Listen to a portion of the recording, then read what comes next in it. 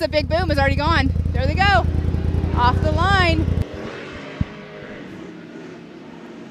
Here we go. We are off the line now. Big fireworks are kicking off.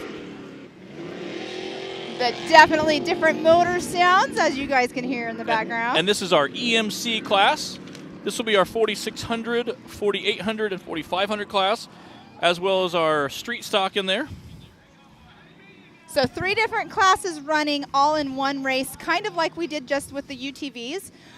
In the 4600 stock class, we had Tyler Simmons. He was our #1 qualifier. Number 2, Mick Henson did not start on the qualifying. Good morning. There we are. Again, Hi. like I said, we have the 4400, which will be starting later at 4 o'clock today. Right now, currently, they're just taken off the line, was our 4500 mod class, our 4600 stock class, and our limited 4800 class. Getting ready to head that first lap in. Like I said, our fireworks always kick us off. It's always a good time. So qualifying order yesterday, the main lineup, it was the #1 position was Tyler Sims. We had Mick Henson, #2. Matt Gresser was in 3rd position. Chris Miller, 4th. Justin Barth, who just finished racing in the UTV race. He's already back out on course in that #5 spot. Travis Forshee, who goes by Peanut, 6th position. Jody Ford, 7th. Connor Foltz, 8th. Trevor Foltz, 9th. Dwayne Garrettson, 10th. 11th, Cody St. Clair. And 12th, Troy Digby. Those are how the qualifying order started. But as we just saw, they did a Le Mans style start to where they ended up, whoever gets out front, right? Yeah, kind of erases that real quick. Yes. What's up, Josh Maple? Kyle Rowley tuning in. Chris Grimes jumping in there. It's always cool to see where everybody's tuning in from. Yeah, let us know where you're at. If you're just a fan watching at home, let us know where you're watching from. We'll give you a shout out once we see it. It's super exciting to give the shout out to the fans that are watching at home. It's always cool to see how many different countries we have jumping in, tuning in. It's always neat to see. Again, this is the 918 Grand Prix race. It is not for points, and it is not part of the Ultra 4 series. So we're kicking that off today. Again, this is we have some Ultra 4 races coming later this season, but because it was so soon, they decided not to make this an Ultra 4 race because most guys are still trying to get their stuff torn apart and put back together for Hammers after Hammers. So it'll be coming up their first race, the King of Hammers or the Ultra 4 series, their first race as at Moab coming up here in a few weeks. Yes, it's like the first weekend of April, Moab, Utah at Area BFE, which is such a super cool race course.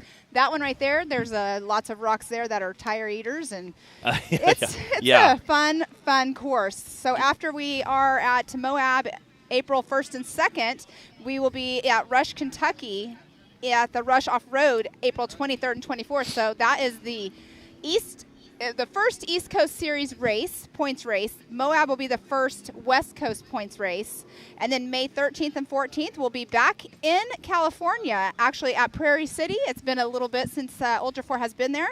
That'll be a West Coast Series race. June 17th through 19th, we'll be in South Pittsburgh, Tennessee at Adventure Off-Road Park. That's a super cool park as well. Yeah, AOP is a local favorite for a lot of bouncer guys. It is, and then coming in July is the Visions race. That is a double points race right here at Jay, Oklahoma, and then we'll be going to Sturgis August 5th through 7th. Which is a good time. Bike Week. Yes, which is always a good time when you get, and it's so cool to see bikes and cars together, and a lot of bikers guys ask, like, what kind of car is that? Like, what do you do this for? They don't necessarily know what it is, but they know they like it, you know? Right. And, at the race last year, people were coming over on their bikes. Yes. Watching from the sidelines on their bikes. And then we'll be in Crandon, Wisconsin at the huge, Crandon is Crandon. Oh, yeah. If you haven't heard of Crandon, you definitely need to look it up. September 2nd through 4th, and then October 26th through 30th is Legends of the Fall right down the road. Yeah. Is where that will be. And so lots of awesome venues. Yes. That are being put on. JT Taylor mentioned that he's scouting out some new ones. Got some stuff in the works. It's awesome to hear. Curtis turning in from Lake Fork, Texas. I guess we got a bunch of Texas guys. We're fairly close to Texas here. So, fairly close to Texas. So it looks like on course right now, Dwayne Garrettson's physically in that second position. I did not see the number on the #1 vehicle. But they are not as muddy. Actually, no, Dwayne Garrettson's in 3rd position physically. This is so cool. The drivers are so excited. And on the first lap, it's kind of easy. By the second or third lap, everybody gets so mixed up. It's like you try to figure out what lap everybody's on, what the lead times are. Again, the course is a lot of fun. We had Chip up here talking about how fun the course is, and pretty much everybody that's come up here says how fun it is, how enjoyable it is. So well, and then you have he was saying in the background, like we were talking about last night, and you've seen the course, but there is that barn that they drive through. And so JT Taylor was talking about how he went and they changed the jump on that because if they wouldn't have, they were kind of jokingly who would touch the top of it. Yes. So I think JT, I think Chip could have done that very easily. Well, because Chip happens. We all know that's Chip his hashtag. Happens. Yep.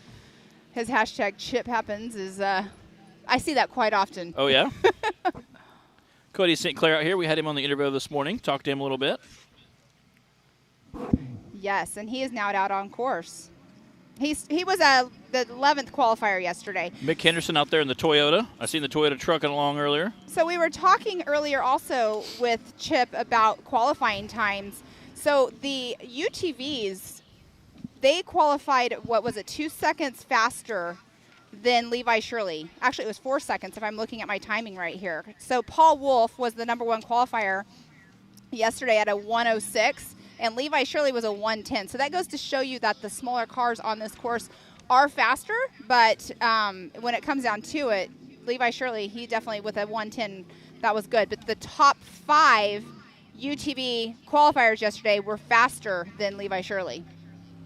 Which is crazy. Again, like I said, I know that Chip talked a little bit about how, like the top 3 guys in there were faster than he was. It was pretty crazy. Yeah, and he qualified in the 2nd position. So yeah, it's super cool to see the UTVs out there qualifying so fast. But we have out on course right now the EMC class.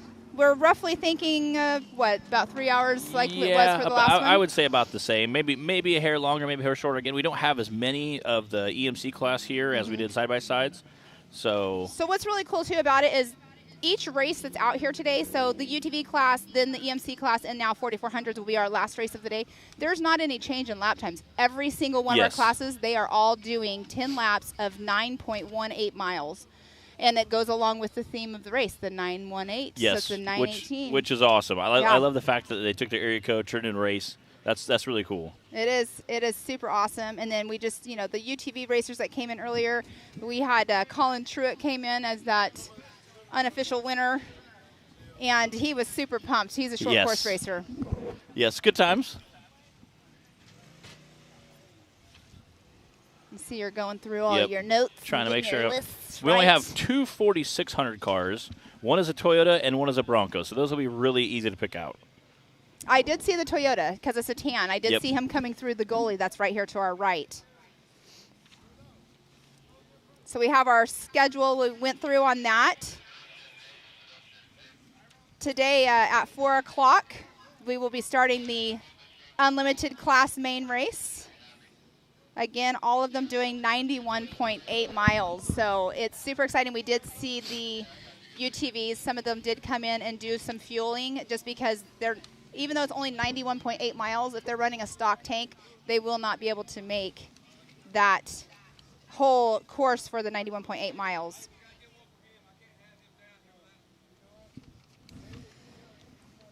And we have some sponsors to give a shout out to. We have Nitto Tires. We have Ultimax, which are a belt. They are UTV belts. Ford, Rigid Industries, and the Maxxis and Raceline wheels. You didn't have drone yet? No. I don't have any drone content right now. We don't have anything. Working on getting the drones back up in the air here in a little bit. We got some drones. I've been getting all kinds of messages saying how they're loving the live feed, the drone footage. And again, with that snow out there this morning, the footage was beautiful. It's still beautiful out there. It is. Now you can just see the course more because it's getting burnt in. Yeah. But out here at MidAmerica this year, there is all kinds of events. We have a whole event calendar. You can go on their website. I'm just going to show you guys. I'm not going to go through every single one of them. But on the website, you can go through, and it'll tell you every single event. There's another event going on next weekend, which is the MidAmerica side-by-side. And it's actually going to be the round one for the side-by-side racing. It looks like there's some pro rock racing going on. Yep. You know more about all of this. And then what is it coinciding with again?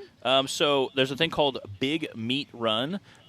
Basically, it's an event that's going on 15, 20 years. A bunch of guys got together, had a good time, did some wheeling, did some rock crawling, like 5 minutes down the road from here, 10 minutes down the road. And it started, and it grew a little bit each year. At 11 o'clock, 12 o'clock, usually everybody gets together in this one area. There's a big hill called Viagra. Right next to it's a little bit different hill called Cialis, and that's kind of where everybody gathers.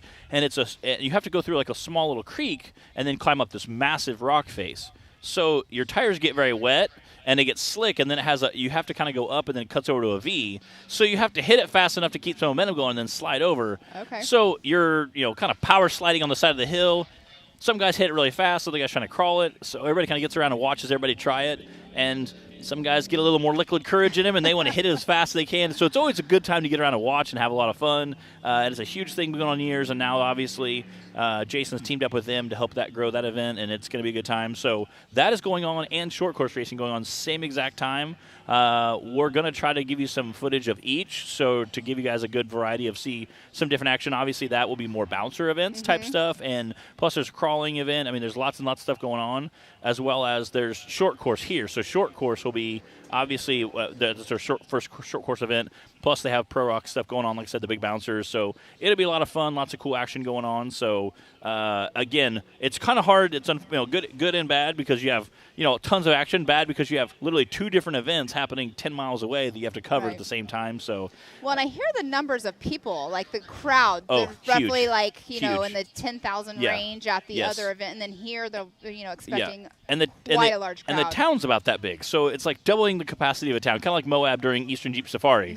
You have this little town that becomes this massive place because everybody just pours in for this big awesome week. So it's like Crandon. Yeah, it's like Crandon. Crandon. I mean, there's 50, 60,000 people in Crandon. Oh yeah. It's amazing how that town just accommodates that many people. I love Crandon. That's probably one of my favorite events to go to. But it definitely, Moab is a small town too. Not as small as Crandon, though. Yes. Crandon's a lot smaller. Yeah. But it's a good time. Like I said, it's a lot of fun. It will be a lot of fun for sure. But Again, of this. We got 4,800 cars. We got 4,600 cars and 4,500 cars all on the track right now. So we have, like I said, two of the 4,600 guys. Mick and Tyler are both out there. Mick is running a Toyota, and Tyler's running the Ford. So excited to see the 4,600 guys get out there. And I think would be one of the funnest. It's kind of like battling this in a side-by-side. Right. Getting out there, having fun with it, and just having a good time racing. Like I said, this is not an Ultra 4 event. There's no we do have timing, but this is not for any points. This is not a points race for Ultra 4. That'll kick off here in, like I said, a few weeks. So this is the 918 Grand Prix race. This is MidAmerica's kind of endurance race they wanted to come out with. So it's going to be a lot of fun today. We're just kicked off our middle section of the day, and then we have the big cars coming later on tonight. And there's, like I said, about 20 of those guys coming out. It's going to be a good time, and they're definitely going to hammer down. And they're going to need to more than likely have their light bars on as well. Again, they're going to start at 4 o'clock. It starts getting dark around 5:30, and if they're going for 3 hours, it'll be 7 o'clock, 7:30 before they start rounding out. So they'll need them. It is kind of interesting to see how the time. I'm really excited to see how the times are going to evolve. They start out really fast because you can see everything is crystal clear. As you start, your mask gets a little dirty, a little muddy, you start getting a little tired. Things start to get darker. Trees start to kind of jump out in front of you. So it'll be interesting to see how the times play out. And on screen just now, that was Justin Barth. He just finished the UTV race, and now he's back on course again. Do you think he took a small break and grabbed a bite to eat? It's not. If he did, it wasn't much of a break. No. We only had about 20 minutes from the time we shut down to the time we started the live feed back up. So, and he would have to be in his car, 3 to 5 minutes before that. So we only had about a 10, 15-minute window to hop out of the car, get some neat, swash down some liquid, and hop right back in the next car, strap in, and get ready to go. So make sure everything's, obviously all the fluid's topped off, check your air pressures. So it's doesn't take long to get from one car to the next. And again, that's kind of cool to see guys doing double duty this weekend. Yes, and he came into pit earlier in his car. I believe he was in a Polaris. He came in and was in there for quite a bit. He was running up there in those top spots, and there's some rocks out there that I keep hearing, rumor of that's why a lot of them are coming in with some flats. So I'm interested to see if the larger vehicles with the bigger tires are going to have the same issues today. Yeah, it's interesting to see. Like I said, we saw so many guys come with flats. There has to be some jagged rocks that aren't really, like I said, the hard mud may not shown the tips of them. And like I said, we started seeing the later laps. We started seeing quite a few flat tires coming in. Those are jumping rocks. Yeah. Paul Wolf came in and talked a little bit about his diff. He had blown a front diff, and that's why the first lap I said, we saw you come on a flat tire. We thought you'd change the head back out. And he goes, well, the flat tires because I was in two-wheel drive, and I was driving way too hard in two-wheel drive. He said, but I had broke a front diff early in the day, and he said I was, had an issue with the brakes and some other stuff. So he said, we called it a day, and he said, sucks we didn't get to come out and do some more racing, but he said, we'll be back next weekend for the short course stuff. So, yeah, he's definitely one of those up top guys. I mean, he won the shootout this year. Yeah. At Hammers. Yep. And he's one of those that's on his rail at all times. Hey, we have Mr. Joey Beck back up here with us. He's going to give us some information again. I'm in. Locked and loaded. Man, it's been a whirlwind this morning. We've had a lot of fun. That was an exciting UTV event, and just kicking off the EMC classes here. It's really been awesome. It has. It's been a lot of fun to watch from right here. What were most of your drivers saying as they came in? Well, the UTV guys, they were really just trying to relay how the course changed. Yeah. So when they all started the day, it was a similar story. It was slick. It was messy. There was a lot of cars. It was fast. We were sliding around. And then something started evolving around lap 4, 5, and 6. It started tacking up. Sun came up, got a little warmer. The conditions started changing. So what that created was, okay, now my driving style has to change. Where I was sliding corners, now I'm catching tires. And we started seeing more attrition. I started hearing and talking to some of the guys about belt issues. They were saying that when they were out there in those fields, they would hit those washouts and they were still under the gas, and where they were spinning earlier in the day, now they had traction and it was breaking belts, and multiple guys out there changing more than one belt on course. And we've seen that guys coming into the hot pits here trying to get belts changed and figure stuff out. And we kind of talked a little bit about that this morning, about how whether I figured it would be nice and hard packed since it was so cold. The mud behind us was, walking on concrete this morning. I said, well, as the day progresses, it's going to start getting, warmer and get a lot slicker. So it's kind of interesting to see that they said the exact opposite. It was slick this morning, and then as the track warmed up, it dried out. And now with the big cars, I think you'll see them, hopefully speed up a little bit more. Well, 100%, it's going to be different for these big cars. One, they're not dealing with belts. Yeah, So these guys, they can hammer on them. What they are going to have to watch is their driveline systems. They still got the same issues. There's still axles. There's still U-joints. There's still drive shafts and transmissions and transfer cases. We can see some of these guys starting to come back into the back of Thunder Valley right now from this drone shot. The guys out here with the drones doing a fantastic job. Man, yeah, they're already starting to come in and come over the front right here. Some of our leaders right here. That should have been the Fultz coming through. Yeah, that was Connor Fultz coming through. All right, on the second one. So these guys, they're making short work. Hopefully we can get a confirmation of some times here in just a minute coming from scoring on how fast their lap times were.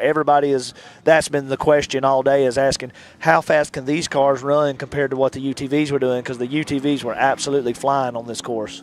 Yeah, it was. We were kind of watching as they would drop the leaderboard every once in a while. I'd try to skim real quick to see what our fastest time is. 16 looked to be right around the fastest time. She was getting word that we might have had some guys in the 15s. I mean, that is absolutely flying throughout the day. Yeah, there was definitely some guys in the 15s. Our hot lap for the day was Mr. Knox Griffin with a 15:31 unofficially. He'll be taking home $2,500. So remember also for these classes here, for all our big car classes, there's another $2,500 bounty on the line for hot laps. So these guys were to have a bad day, it doesn't have to be the end of their day. Yep. That was Dwayne Garrett, so he just came through. All right, so Dwayne just came through. Rocking that Ford.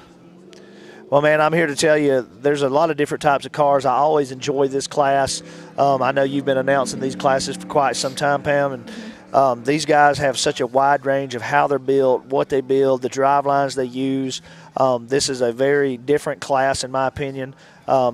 You've got so many different things going on in this class, and I always enjoy seeing and comparing how they're running. And when they run at the same time, it's cool to see how maybe some of the stock guys are pushing hard to run with some of those other upper class guys, and it's really cool. And they all got a lot of heart. Exactly. It's awesome to see these guys out here. This is probably my most difficult to announce because there are so many different classes, and I have, it gets confusing here and there, but it's definitely probably my favorite one to see them out there. Now, the first car that came through was Trevor Fultz, second was Connor Fultz, and then Dwayne Garrison. So we've had 3 cars come through on that first lap so far. And again, we haven't seen any come through for a second, so they must have been absolutely hauling on that first lap. So, and Trevor, his lap time was a 17:24. Okay, so pretty comparable to the side-by-sides. So I told them I would be impressed if any of these guys go sub 17. So I think we're real close to where we thought we'd be on that. So those guys are still, that's considering how tight it is back there, that's not much slower than the UTV guys. So that's still a very strong pace, and that's a very big car to squeeze through some of those places back there because it does get single track in the woods.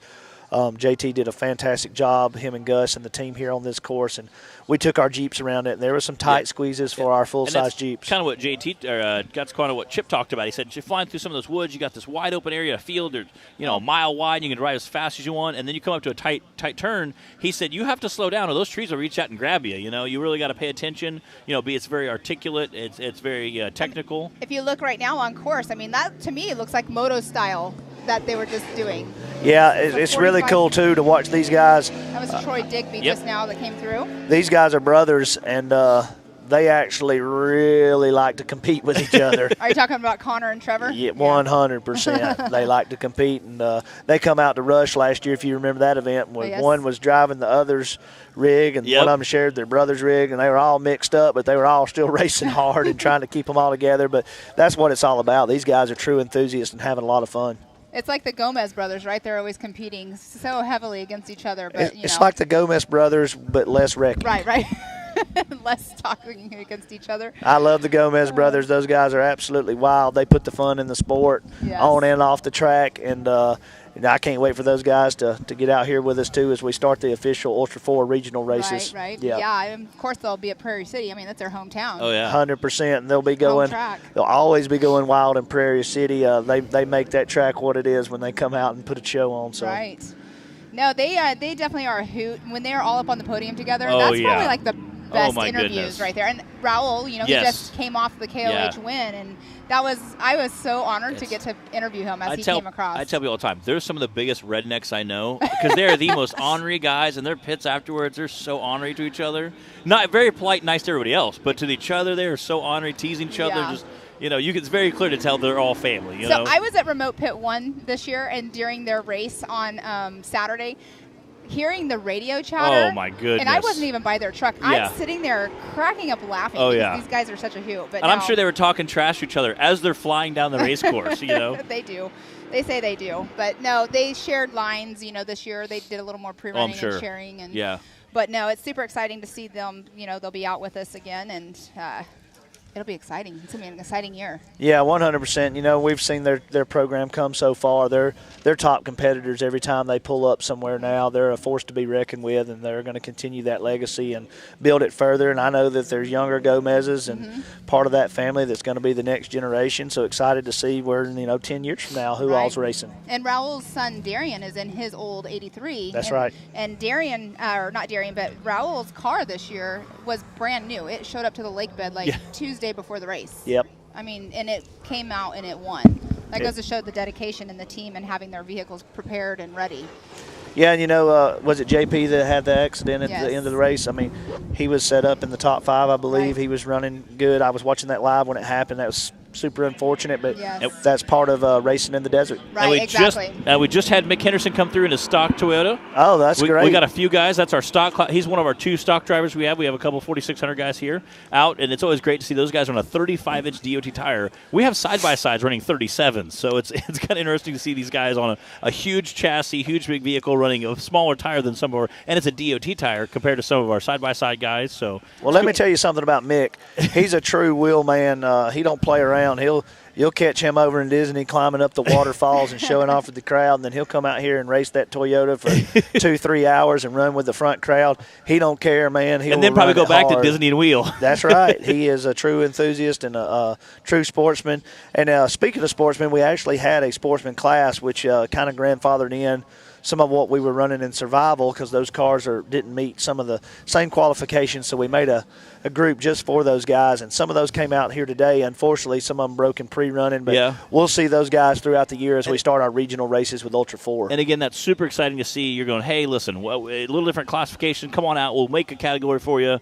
Come on out. It's a good time. Like I said, you're getting a lot of guys racing, and I love seeing that. I was so happy when I found you guys did that to say, hey, we want you guys to have a place, too, here to come race. We'll figure it out. And then JT also talked about doing some of the newer, bigger players side by sides with a 4-cylinder. He said, if you guys get 5 or more to come race, we'll make you a class just for you guys. Yeah, I got one of them, which is super cool to see. So I got one of those big boys, and when I tell you it's big, it's big. Yeah. It's bigger than my Jeep.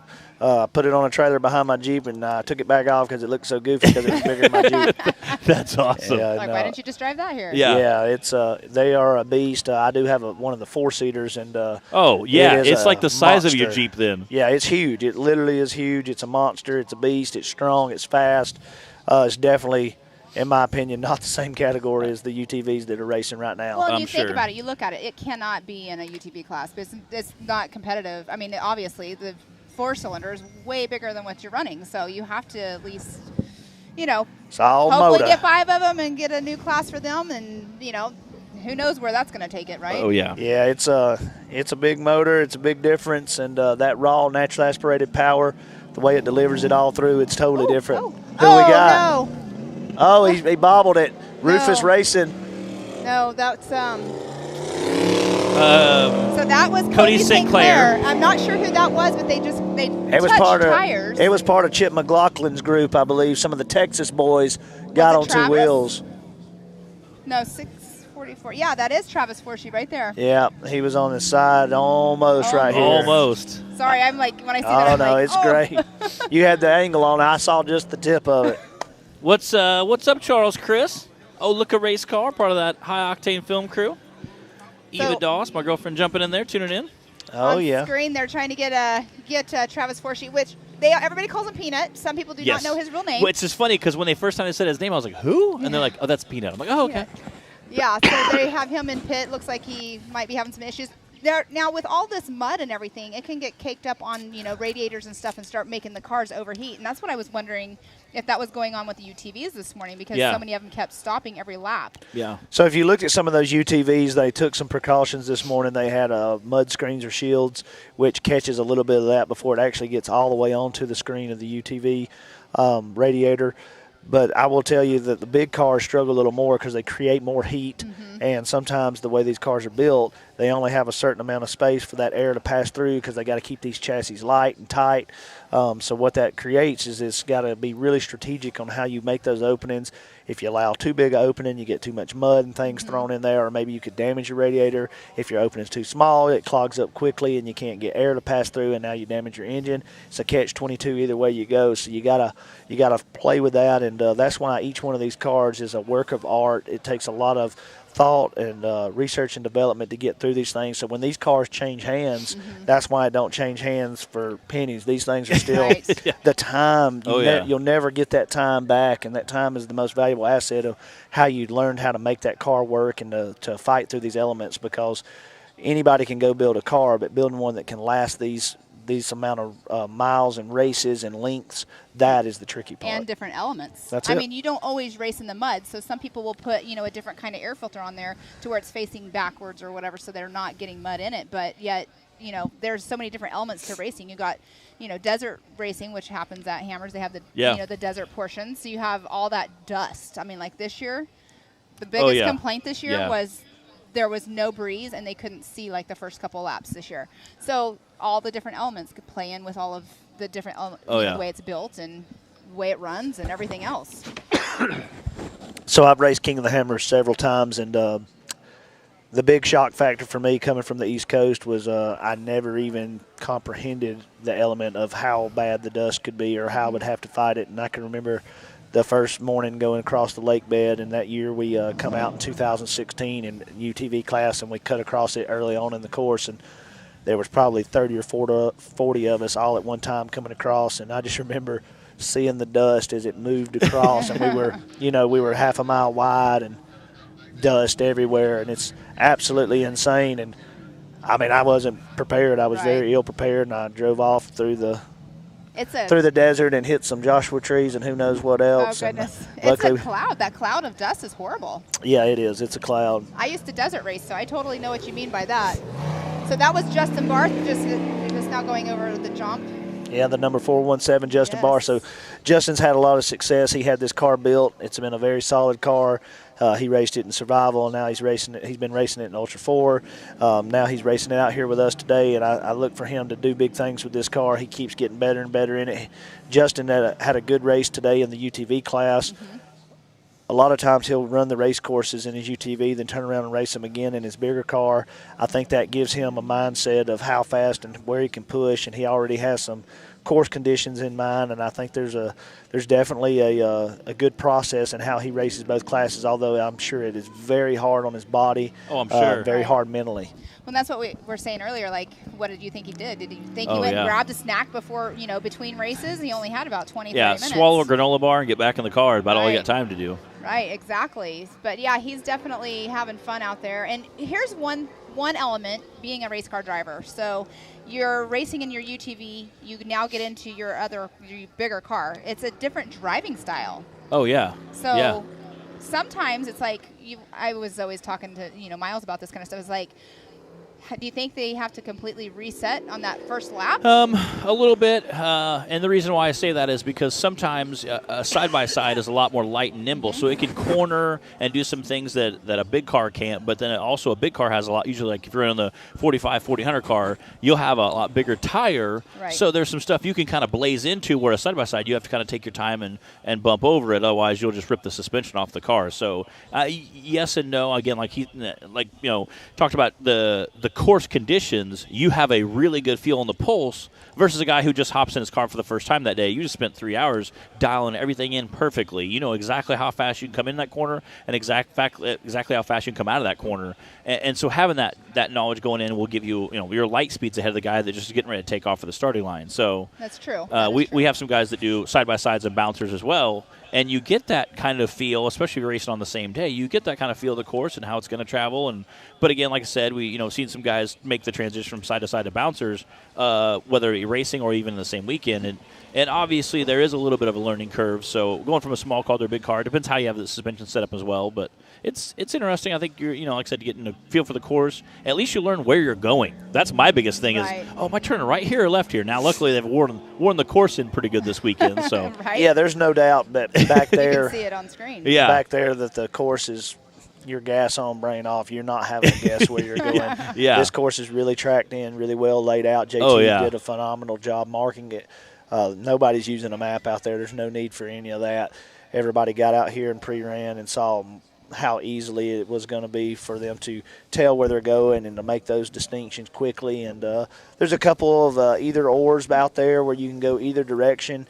I think there was some wise choices early on. I think Colin Truitt spoke about that during his podium finish for the Pro Mod class and the UTV. And he said, you know what, I did my homework. I knew that left-hand line was a little faster. He said everybody kept sticking right. He said I feel like I was pulling away every time I went left. I had a clear open run, nobody in my way, and I kept pulling further and further away, and it ended up resulting that he was several minutes ahead of all other UTVs. Which was impressive.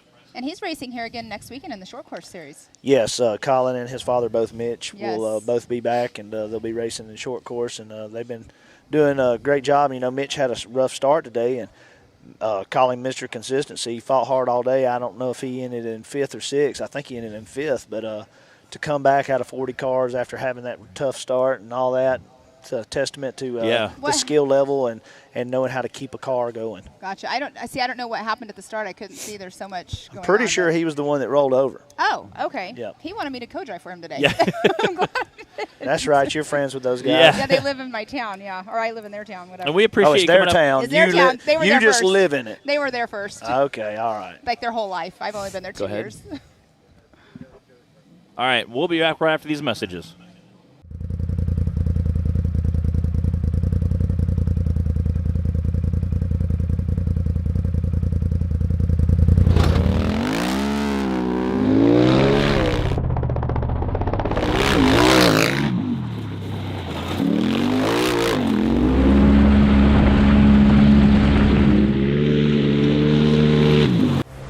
Ready for any challenge. Max's tires can handle even the most punishing off-road conditions.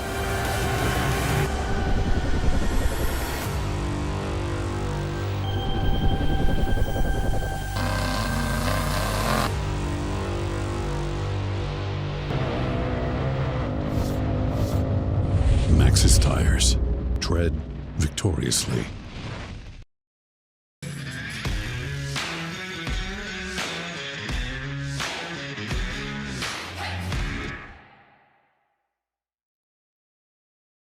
No matter how hard we tried, we just couldn't get longer life out of our belts.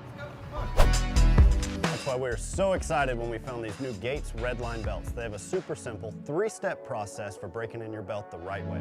Clean the sheaths with a Scotch-Brite pad. Remove any old belt residue, glazing, oil, or debris on the clutch sheath area with alcohol or acetone, and make sure the breather tubes are free of any old belt material. Step 2, install your new Gates Redline belt.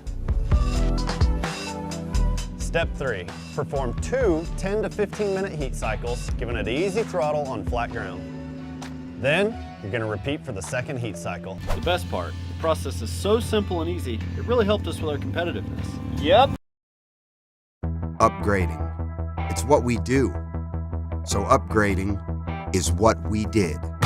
Introducing the IQ equipment lineup powered by HMF. Designed for the most adventurous side-by-sides in the world, IQ equipment has the strength to tackle the off-road head-on. Bolt-on American manufactured steel, engineered to increase strength, durability, and protection so you're equipped to handle the most extreme performance. When you're ripping through the desert at full throttle, or tearing through some of the most brutal terrain in the world, you're going to need equipment that keeps you moving at a high level. Because when you have the performance and you have the protection, you then have the confidence to actively pursue your passions just as freedom was intended to be. HMF, equipped to perform.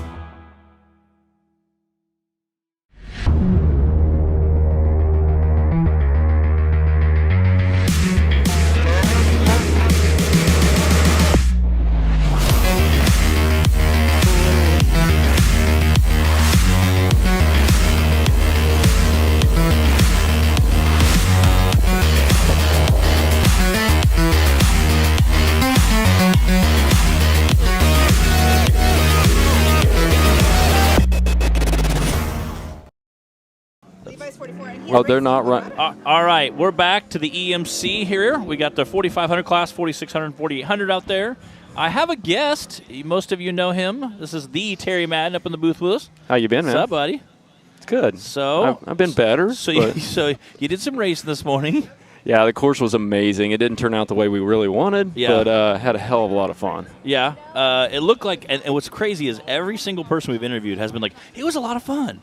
Oh, it was a blast. This is the kind of racing we used to do, and this was just fun. It was fun. It was cold, but it was fun. But it had all the elements, so you get all the adrenaline. I mean, you're cold, you're wet, you can't see your visor. Man, the start was nuts. It was. And then we hit the start, you hit that water, you went up around the tree, and my visor's blacked. I asked for a rag, and I go to wipe my visor, and it pulls the rag out of my hand, and it was froze to my visor. Wow. So I got a rag frozen on my visor I'm trying to pull off.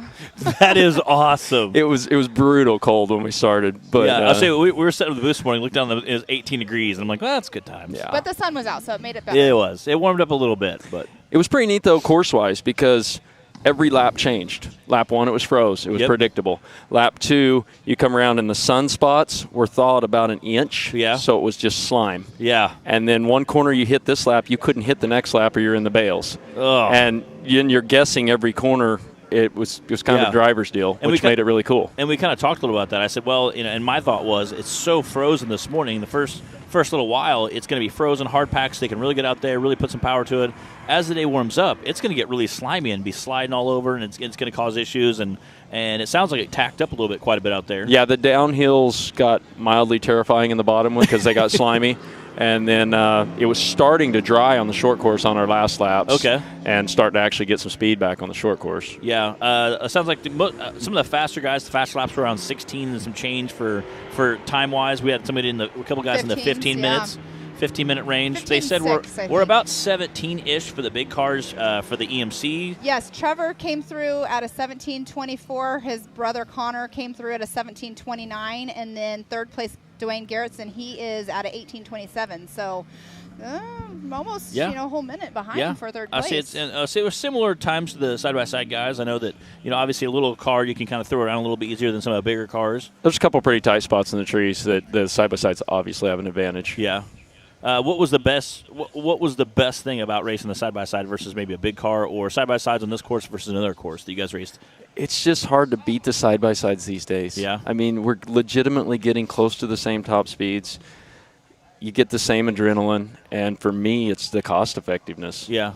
I can have as much fun in it as I used to in a big car. Big car is amazing, but unless you're stepping into a trophy truck, there's just I don't feel that much difference between them myself. Yeah, and again, like I said, we're seeing some of the most competitive parts, some of the beefiest parts for side-by-sides to make them where they're durable, so you can have a lot of fun, get out there and really go hard, press it hard, and be durable and last through the whole race. I mean, bang for the buck, side-by-side's hard to beat. There is the adrenaline, the horsepower, the feel in the big car. It's amazing. You can't beat it. But and again, just squeaking in under time this year at King of Hammers, turning around and reversing the order and finishing first place in the grudge match. That's not a bad day. That was the only thing we did decent at Hammers this year. So speaking of that, it was a rough year. The car that you're driving. Yes. That is. Yes. The car. Yeah. Okay. So she said, I think that's his car. And I was like, well, maybe it's just a different wrap or. No, definitely a different wrap. Yeah. So CT built that car with Kyle Cheney. As part of the deal was for Deegan and I to race at Hammers.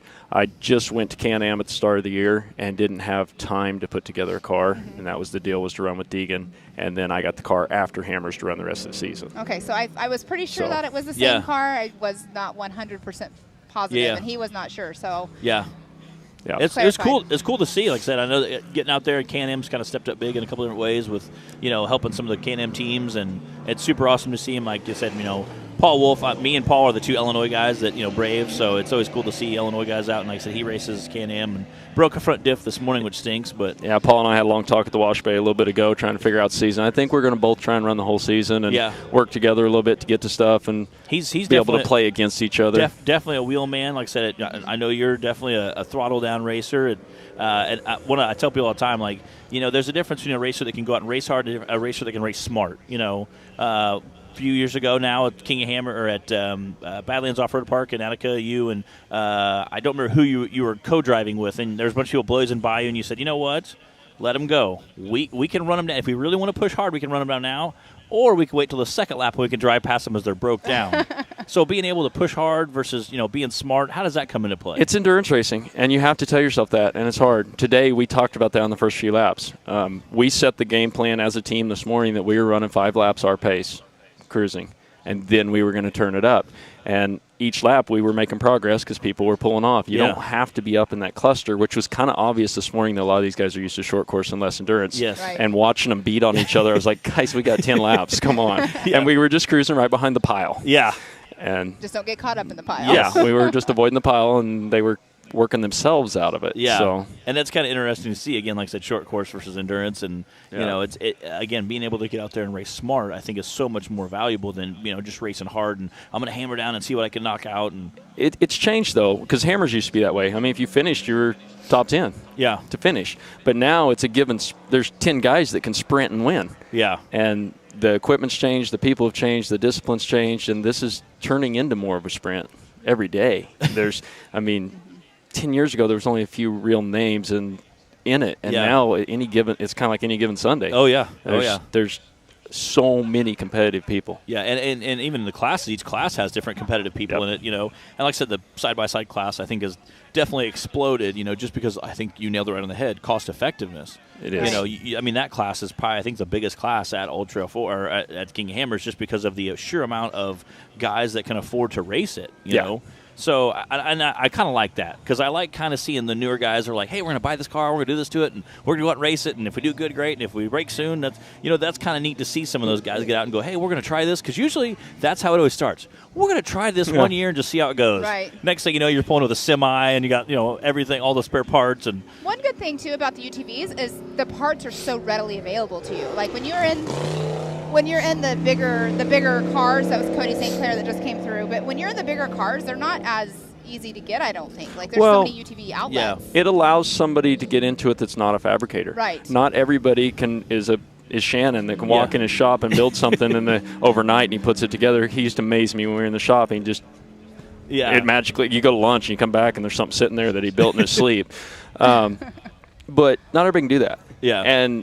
But everybody can go grab a side-by-side and order parts, and there's enough aftermarket parts, bolt-on stuff over the counter that is good enough that you don't have to be a fabricator to run that class. Yeah. So it allows people to enter that don't have the shop or the talents or live in an apartment or Right. Yeah, and that's one thing that I think is, like I said, I think you nailed it right on the head. Is you see a lot of guys who they can buy a side by side and call up and say, hey, I need some link bars, or I need some trailing arms, or I need some A arms, and I need a front diff, or I want to RCV. I get some heavy duty axles so I don't break axles. Or I know their portals are now becoming. You've seen a lot more common, and they're getting those where they're super durable, bigger tire sizes and tire compounds and stuff. So I think it is kind of cool to see like how much bolt-on stuff you can do to a side-by-side and still make it pretty competitive. You can buy, like my kid raced an RS1. We literally ordered his cage and it was delivered. Yeah. You didn't have to have the car there to and you can build it on it. bolt it right in. Exactly. Like that's I think you're going to see more and more of that, like I said, as the sport evolves. Like I said, again, today, you can see how many side-by-sides we had in the class today, which was super awesome to see. It's our largest class out here, and that's what's starting to happen. It is. They're the largest classes. And, like, again, it's so awesome because everybody comes up and is like, that was fun today. No matter where they finished, that was fun, Yes. It was fun. And there are some production chassis getting closer to that. There's the barn. Miller's working on that with his, Eric Miller. Yep. You can order parts. I know that Shannon was working on one at point. There's some production chassis for the bigger cars, but nothing compared to the level of. Yeah. And again, the side by side is just again, like I said, I think it's all around bang for the buck. So the barn that they just showed on there for the people at home, that's the barn you guys raced through this morning, correct? Yeah, so the barn itself was mildly terrifying because it was the only dry spot on the course. Okay. So the car in front of you turned it into a total dust cloud, and you went in it blind, and there's a creek at the end of it, but you didn't know when to turn out of it. You turned too soon in the dust, you hit a post, you turned too late, you're in the creek. It almost needs watered before the big race. It was little nuts. A little sketchy. I think you might know the race director. Yeah. He said, I know a guy. I know someone. Again, that was Mick Henderson that just came through in the 4681 car in this Toyota, launching through our little jump here. So that was his second time through. I believe so. Yes. We got about a half of our guys, I think, have made through the second lap. I mean, through the first lap, and a few of them are on our second. Well, so we had a leaderboard up there a little bit ago. So I haven't looked at this close at all. I was just focusing on my own stuff. On the stock class here, are they racing the same amount of laps, or what are they running? Everybody's I believe they're all running the same. So they're running 10 laps? Yes. That's going to be a long day. Well, and again, it's a Grand Prix style checkered flag. Right. So if you're on your second lap and they drop the flag for, like, say, a 4800 car or a 4500 car, when you cross the finish line after the first guy to get 10 laps, every car after that is pulling right off at the finish line. Everybody's running the same exact. So you won't. So technically, even if you're on your second lap at the 2 hour mark, I gotcha. If we drop the flag, then you're done. So yeah, we ran into lap traffic on lap 3, and I was shocked how spread out people got because it was hairy down the trees. Yeah. I could imagine, again, like I said, by lap 3, man, you guys had to have been flying. Today felt good. It was a bummer, but it is what it is. I'm sorry, what happened again? So the car is the car we raced Hammers in. Right. It went home with Kyle, and then last minute decided to bring it here. So I never took it home and didn't prep it. It came from Hammers to here, got a new wrap, and we raced it. Gotcha.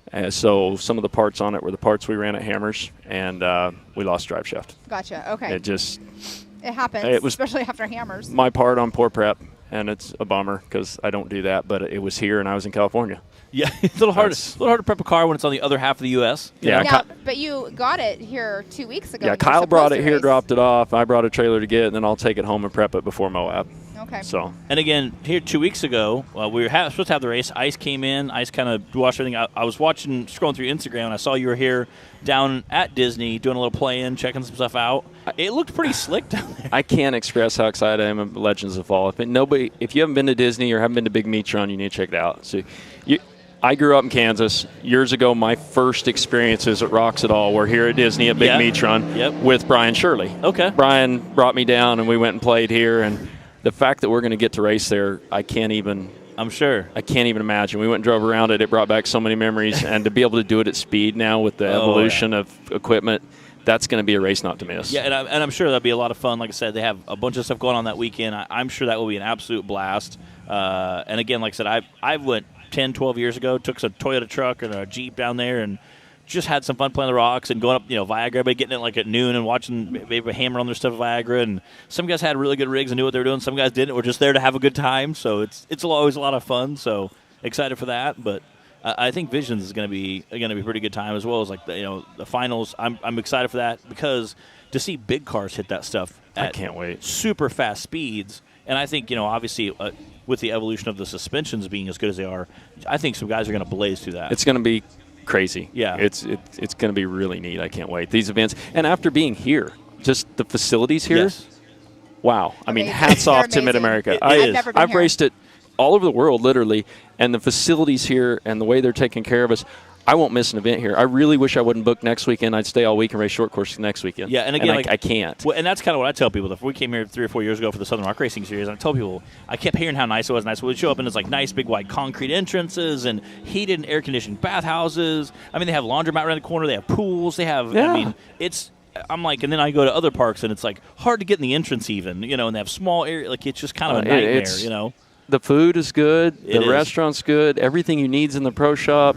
It's professionally set up. And if there's something that you think that Jason could do better, tell him, and he will probably We'll make do it happen. They have the wash bays here that are free to use. You walk over, just turn the knob, power wash your rig yeah. off. I went over, pulled in. It's heated wash bay. Washed my car, put it back in the trailer. I'm not hauling home a bunch of mud. Yeah. It's So great. It really are putting a lot of thought into and taking consideration to our racers and saying, hey, what can we do better, and really adapting that here. And that's one thing that I think is really good. That they're moving forward at lightning pace with the park itself. Not to mention the amenities they have. Yeah, I love the park. I'm excited, and we can talk about some of the change. I know there's been a lot of stuff online. I've been reading it all with the change to Ultra 4 and to everything. And after I was apprehensive on it. I mean, nobody likes change and scared of the change to Ultra 4. We've all loved this. We've all grown up in it. Yep. But to see this change and see what they're doing here, if they can bring that to our sport as a whole, I'm excited to see what they do. I know it's not going to be easy, but you got to realize the size of the scope of this. What they're done overnight. I was giving Jason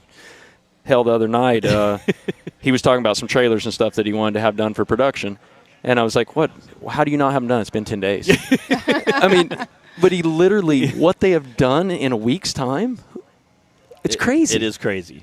I'm impressed. I'm impressed. It is. And again, and I think he has that kind of forward-thinking mentality, not just like, hey, what's going to happen this year, next year. He's looking at years down the road and how can we evolve the sport. And that's something that excites, and you get around him, you start hearing some of the good ideas. Like, oh, man, that's great. I think you kind of see that he has a heart for that and a passion for that. It's going to truly take our sport to the next level, in my opinion. Yeah. I mean, we've all raced this. We've all loved it. It's hard to get sponsors. It's very hard. Yeah. But with eyeballs come sponsors. You can't get eyeballs at a lot of the places we go and a lot of the things we could do.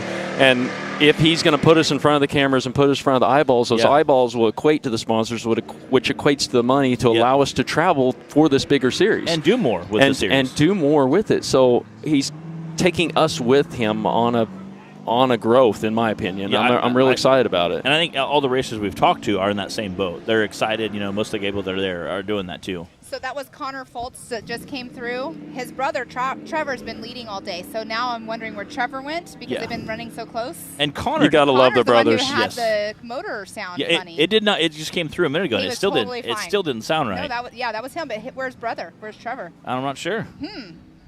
We'll have to see if our drone can pick up where the footage. You got to is love the sibling rivalries. Oh, dude. Yep, exactly. I got a brother. Sorry, I had to interrupt. Yeah, I got a brother. We race rock bouncers together occasionally, and we. Like, if I beat no one else that day, I got to beat one guy, Yeah, we got a lot of I don't race with a brother, but I got a lot of friends that are that close, and there's a lot of side – it's those dollar bets that are more important than anything else. Again, the Gomez brothers, we talked about them. Oh, I said they're like some of the biggest rednecks I know, just getting out there and battling. I said, and talking about I wish I could have heard the traffic on race day. Yeah, I'm sure it was super I ornery. only heard it just from their pit truck, and it was on speaker. It was like the loudest speaker in the whole entire pit. But it's comical. I could only imagine. So I've raced trophy truck with Raul and co-drove for him a couple of races, and they're amazing. But the trash between them, they will literally take each other out or take themselves out taking each other out just to beat each other. It's amazing. I could only imagine. Yeah, they're good people. Good people. The competitiveness it's next level. It's for real. Yeah, it's the next level. Again, they were in the. It's so funny. I remember last year at King of Hammers, they were in there they were trying to get each other and finishing right behind. Oh man, he was so mad. He's like, I wanted to get you. It was just awesome to see. I'm so happy to see him win it this year. It was neat. He's worked very hard at it. He came out for a lot of time before the race this year, which is hard for him to get away. They run one hell of a company besides the playing. Yeah. It's secondary. They stepped out of Baja this year after they planned and prepped and everything and stayed home for work stuff. I mean, they work first, play second. Yeah. They do play hard, but they're committed to it and they work really hard, so that they deserve to do what they do. But he took the time and came out this year before Hammers and played and practiced, and it was nice having him out there, and it shows. Oh yeah. Yeah, and again, like I said, some of the technology they're putting into with pre-running and trying to figure that out, and looking at the time invested of how much time they really spent looking at. Okay, hey, if we cut here, that might save us. They really spent a lot of time of prep. I mean, not just pre-running, but just prepping the cars and looking at stuff. I know some of them were playing around with different types of components. The aluminum A-arms and the upper A-arms. Just trying to make it that much lighter to make it that much faster was super neat. Their race shop. They're still waiting so Trevor has not. Trevor has not came through yet. He must have mechanical. Something. Their race shop's impressive. I'm sure. I was up there north a while back and stopped through the shop and walked in, and it's something you could only dream of. They have full staff there. They're putting full commitment into it, and they are working really hard at it. It's really impressive. I'm sure. Just keeping all their cars together would be like a full-time job. Well, they have a full-time race prep program. You'd have to. It's a professional racing program. Right, exactly. It is.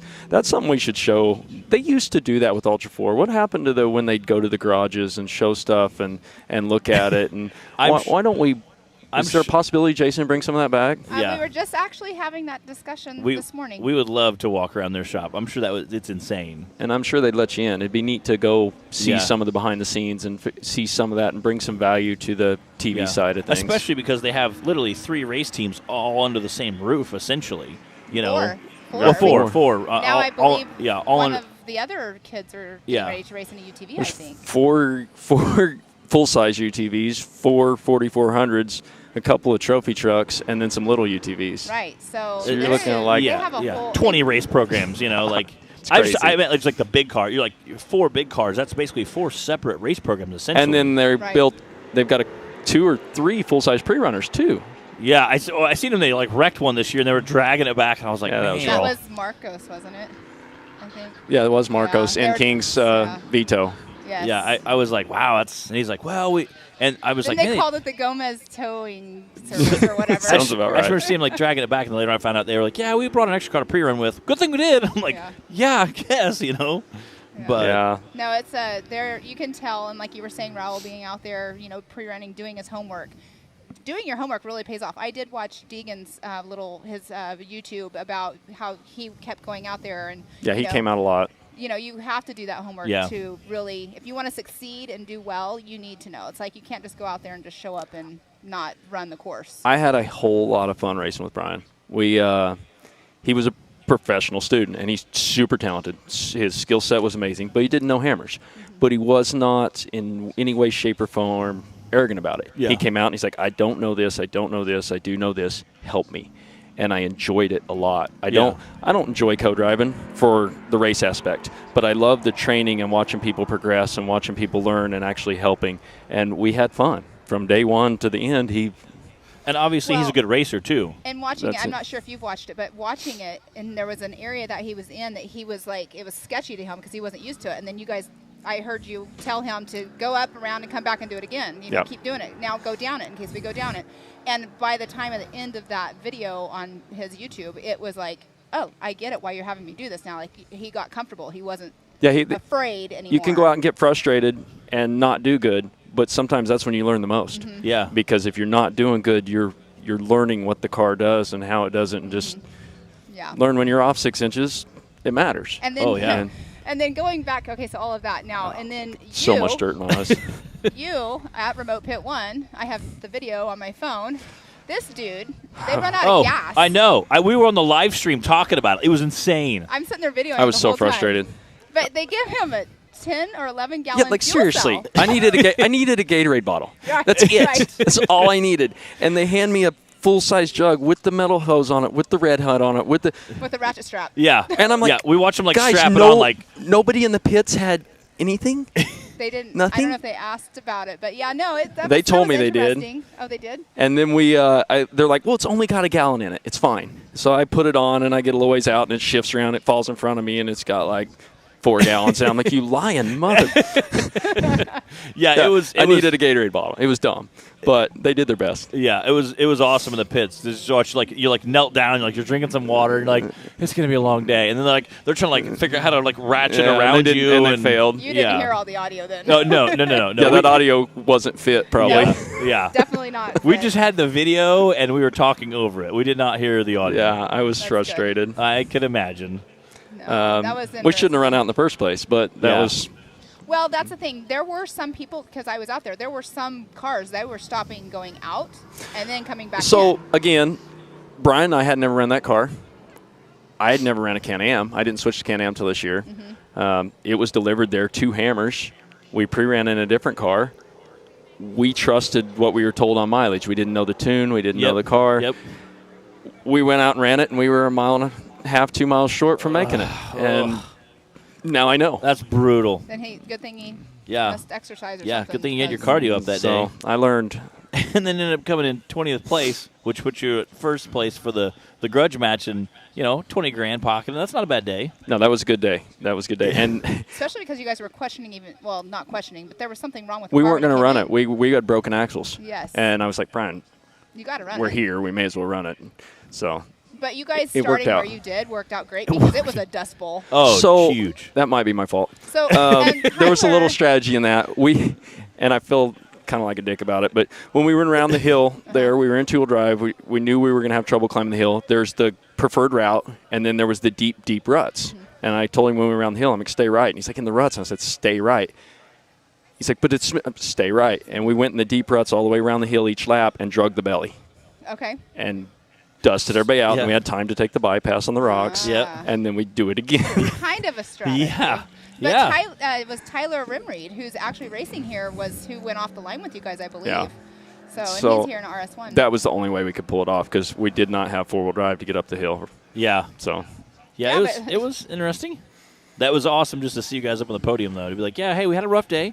Had to do a little jogging with the gas tank, but guess what? We're on the podium. So. That was fun. I think there should be more stuff like that, just to add a little sideshows. I think this is the perfect place for it. Yeah, the all Class 11, I think, is quickly becoming one of the most popular things there, watching all the bugs race around.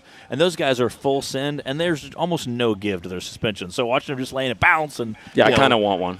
I just can't do anything else that week. There's so much. Yeah. And again, there's half dozen guys. Those guys just full send that, and there's zero give in that suspension. It's like an 11-inch shock or something. They're so great, though. It's awesome. So on screen right now, is that where it's the tight tree area? Because I think that is Cody St. Clair. I'm not positive, but I think that's Cody St. Clair. But is that the area where you were talking about that the UTVs are better because they're not as wide? There's about 4 tight tree trails, but there's a few spots where there's just some sharp switchbacks where you're literally tight, that it's going to be a little harder in the big cars. Okay, because you've been on course, so can you explain to everybody watching I honestly at home? am having trouble seeing it because I have so much mud in my eyes from this morning that I can't. Oh, no, Cody St. Clair is there right we go, here, yeah. So that's definitely not him on screen. Those guys are coming out of Texas, not too far of a drive for them. We interviewed him this morning. The course is amazing.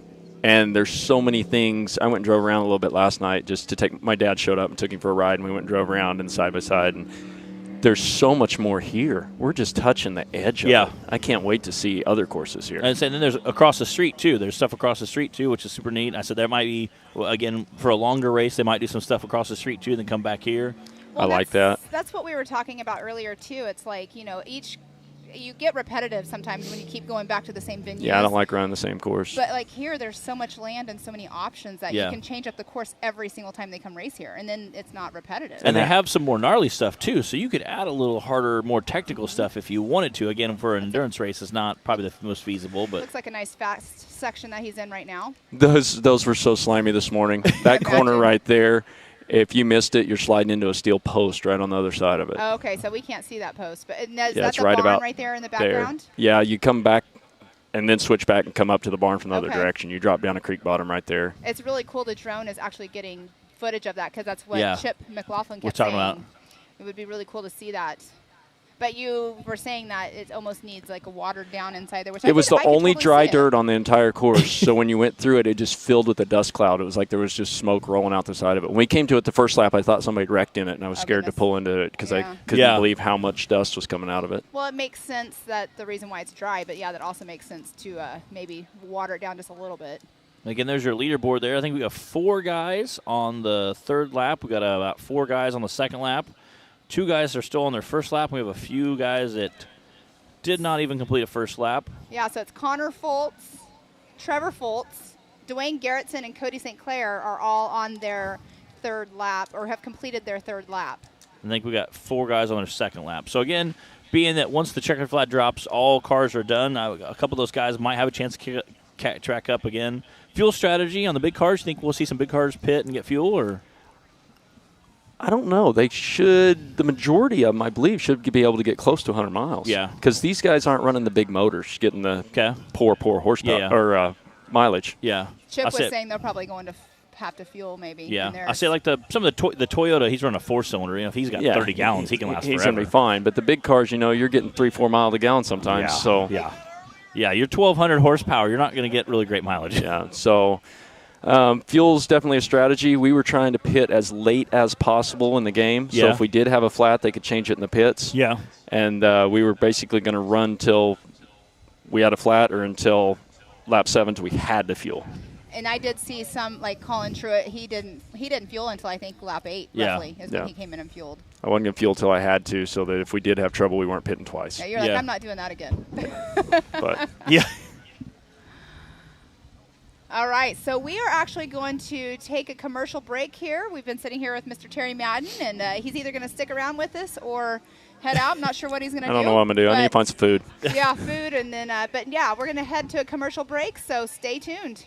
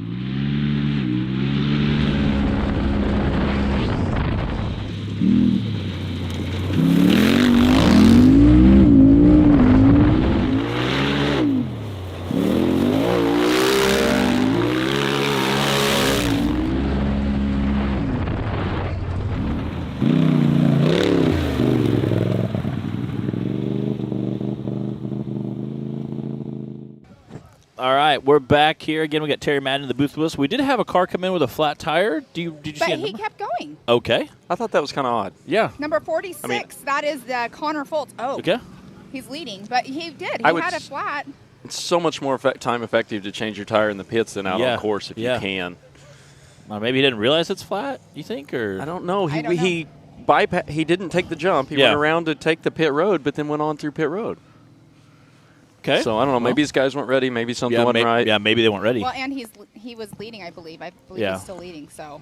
Again, we'll check our leaderboard here in a little bit. There's only, I think, 4 guys currently on this lap. So, again, maybe he's at the point where he says, hey, I got a little time. We'll just cruise one more lap, and that way it's either going to stay at that or it's going to go all the way flat, and then we can fully change it. So, yeah, you run a risk there, taking out brake lines and other things and other problems. Yeah, so, especially if it shreds. If you can change a tire in the pit, I'm changing a tire in the pit. Isn't that his brother? Isn't that Trevor? I believe so. Maybe he was in their pit when he pulled in, possibly, and the pit was occupied with the other car. I wasn't watching that close. I wasn't either because... That would make some sense if his brother was in his pit and they're pitting together, so he went on by. Yeah, it looks like they're changing his tire, too. Yeah, exactly. And maybe they told him, hey, go on by. His tire's completely fat. Go on by. We'll try to get one more lap in and then change your tires. So. And you can see they have the fuel out ready to fuel up as well. Yeah, it looks like they're... They're not in a super big hurry, though. Yeah. Again, being only 4 guys are on that current lap, so they might say, hey, we got a little bit of comfortable lead. Let's take our time, make sure we get everything done. Except he's not leading anymore. So, interesting. We'll see how this all plays out. Where did Dwayne end up? Dwayne, he went through while we were on break, I believe. So they're doing some drone footage right now, and then what they're going to do, there's the leaderboard. So, yes, we have Connor Fultz in that number 1 position, and then we have Trevor Fultz, Dwayne Garrettson, Cody St. Clair, and Justin Barth. Those are our top 5 right now. And on the laps, so we have lap time. So we only have Connor on he who has completed his 4th lap.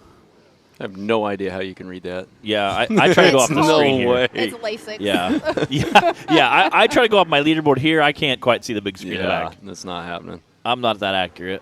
I can see it just because of that. Now, close up, my age is showing in my eyes. But no, that's our top 5 though. So, but we see Trevor is over in the pit right now. So, not sure how this is all still going to play out. Yeah. Might be Dwayne's car there coming through. I haven't seen him in a long time. I miss those guys. That's one thing. Yeah. I don't get to see the East Coast guys like I used to. I'm excited about coming back and racing this side of the world, and the Indiana crew and the Branicks. And here's Dwayne. The Brannick is awesome. Stan is the man. He is amazing. I had a real interesting trip to China several years ago with Dwayne, and we had a lot of fun. He's something else too. So Dwayne Garrison just took over the number 2 spot from Trevor because Trevor is obviously over in his pit still. So we only have 7 cars that have completed 3 laps so far. I think we have 2 that are on their 4th lap. Yes, correct, which is Connor Fultz and Dwayne Garrettson. Yeah, I heard stories about China and just how interesting of a time it was over there. I can't even explain it. Yeah. I was actually called 2 years ago by the same guy and invited back, and I bypassed it because of some of the things that happened on the trip I didn't even want to be part of again. It was quite a trip. I've heard it was pretty insane time. Yeah, it was neat. It was a cool experience with a really cool group. Yeah, and I guess that's the thing. Like, I tell people sometimes, like, going to we have 40, 50 bouncers show up, or like King of Hammers, it's super awesome. I tell people that's kind of like going to a concert where you have like tons and tons of people. It's a great time. It's a lot of fun. But some of the small races where it's more of like an intimate group, that's more like being at a house party where you get to see your friends and talk and hang out, and it's kind of cool. So I think like China was more of a smaller group, so you get to hang out and goof off. And there is Mick Hinton in the Toyota. In the ditch there a little bit. He might have slid off the corner of that culvert, so it's pretty slimy right there. What you can't see is in the bottom there's actually a steel culvert. And there's dirt across the center of it, and there's culvert sticking out both ends. And if you don't hit that center, you're off the culvert hung up. And again, we've seen several side-by-sides go through that tape, slide right through earlier. Yeah. We've seen a couple stop and try to back up as well. I don't know why Dwayne would wait on him, though, not take another line. There's another line there around him. Yeah, go up the other line. So speaking of the weather, this morning you were talking about how cold your hands were.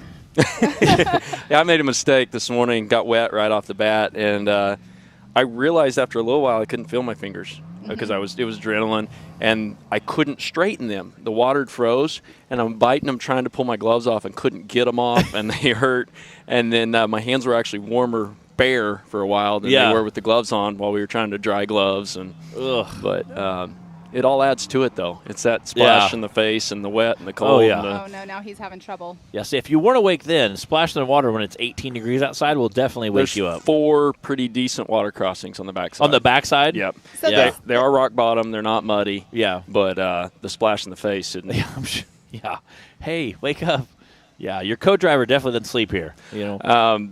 Yeah. Yeah, we ran lead nav, which I've always ran. I love lead nav, but the iPad shut off on the first lap for cold. I've had my iPhone shut off before for heat. Yeah. But it shut off for cold this morning, froze up. Wow. Okay, this hill right here that he's trying to get up, that obviously is a super steep hill. That's right. The one right over here us. behind us. Yeah. It's wet and slick, too.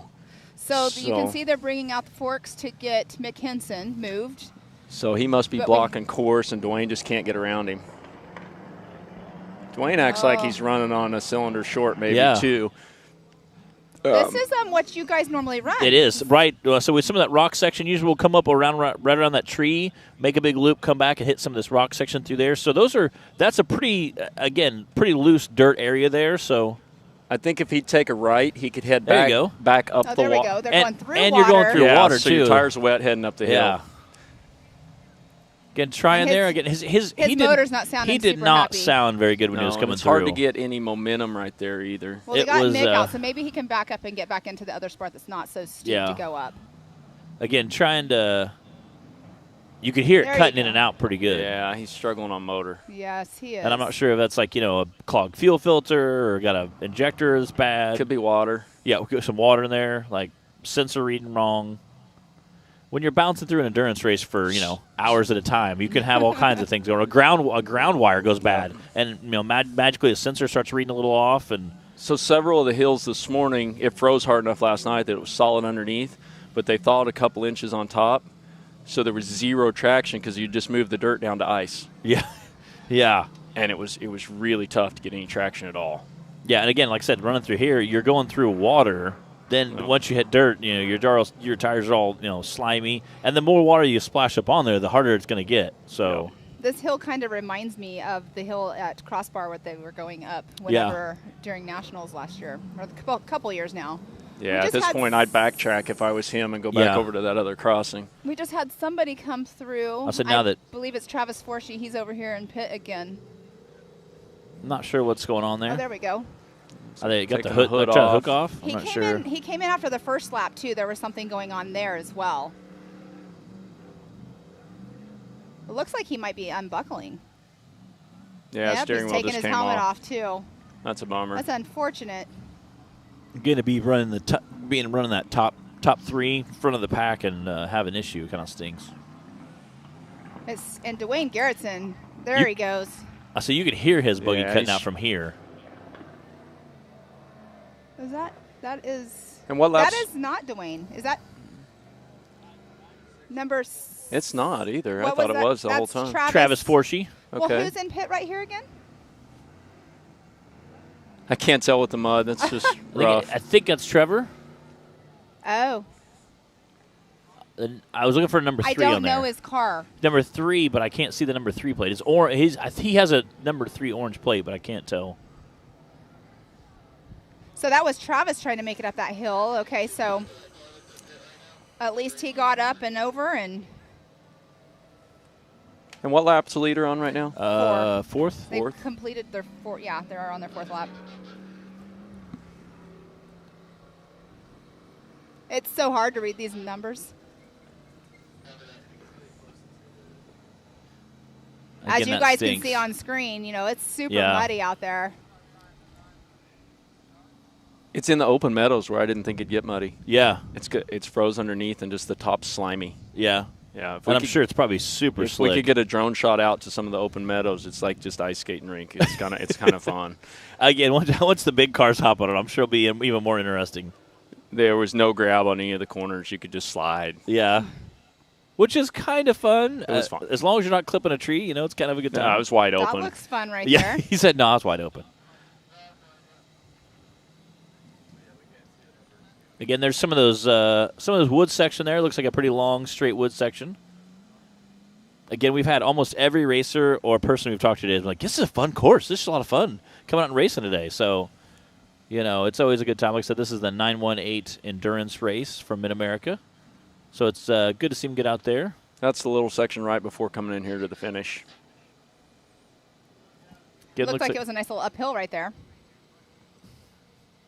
It's really hard to see this and haven't been out on course. I love going out on course and seeing it before getting on here, and so we can tell everybody about it. So it's nice to have you up here, Terry, that you've raced it and know it. And yeah, I'm just struggling seeing it. My eyes are so full today. This was a 100% visor up race. Yeah, you just couldn't. Cody Sinclair. His car is not white anymore. Yeah, it's got a light brown. Yeah, I'm sure the dust is just, and at some point, if you get issues, it was frozen. You couldn't. There was I'm no okay dust with mud on the visor because you can wipe it off, but it hit and then froze on the visor. It was like this thick of just icy mud. You couldn't get it off. That stinks. It should be better now. It's warmed up a lot since this morning.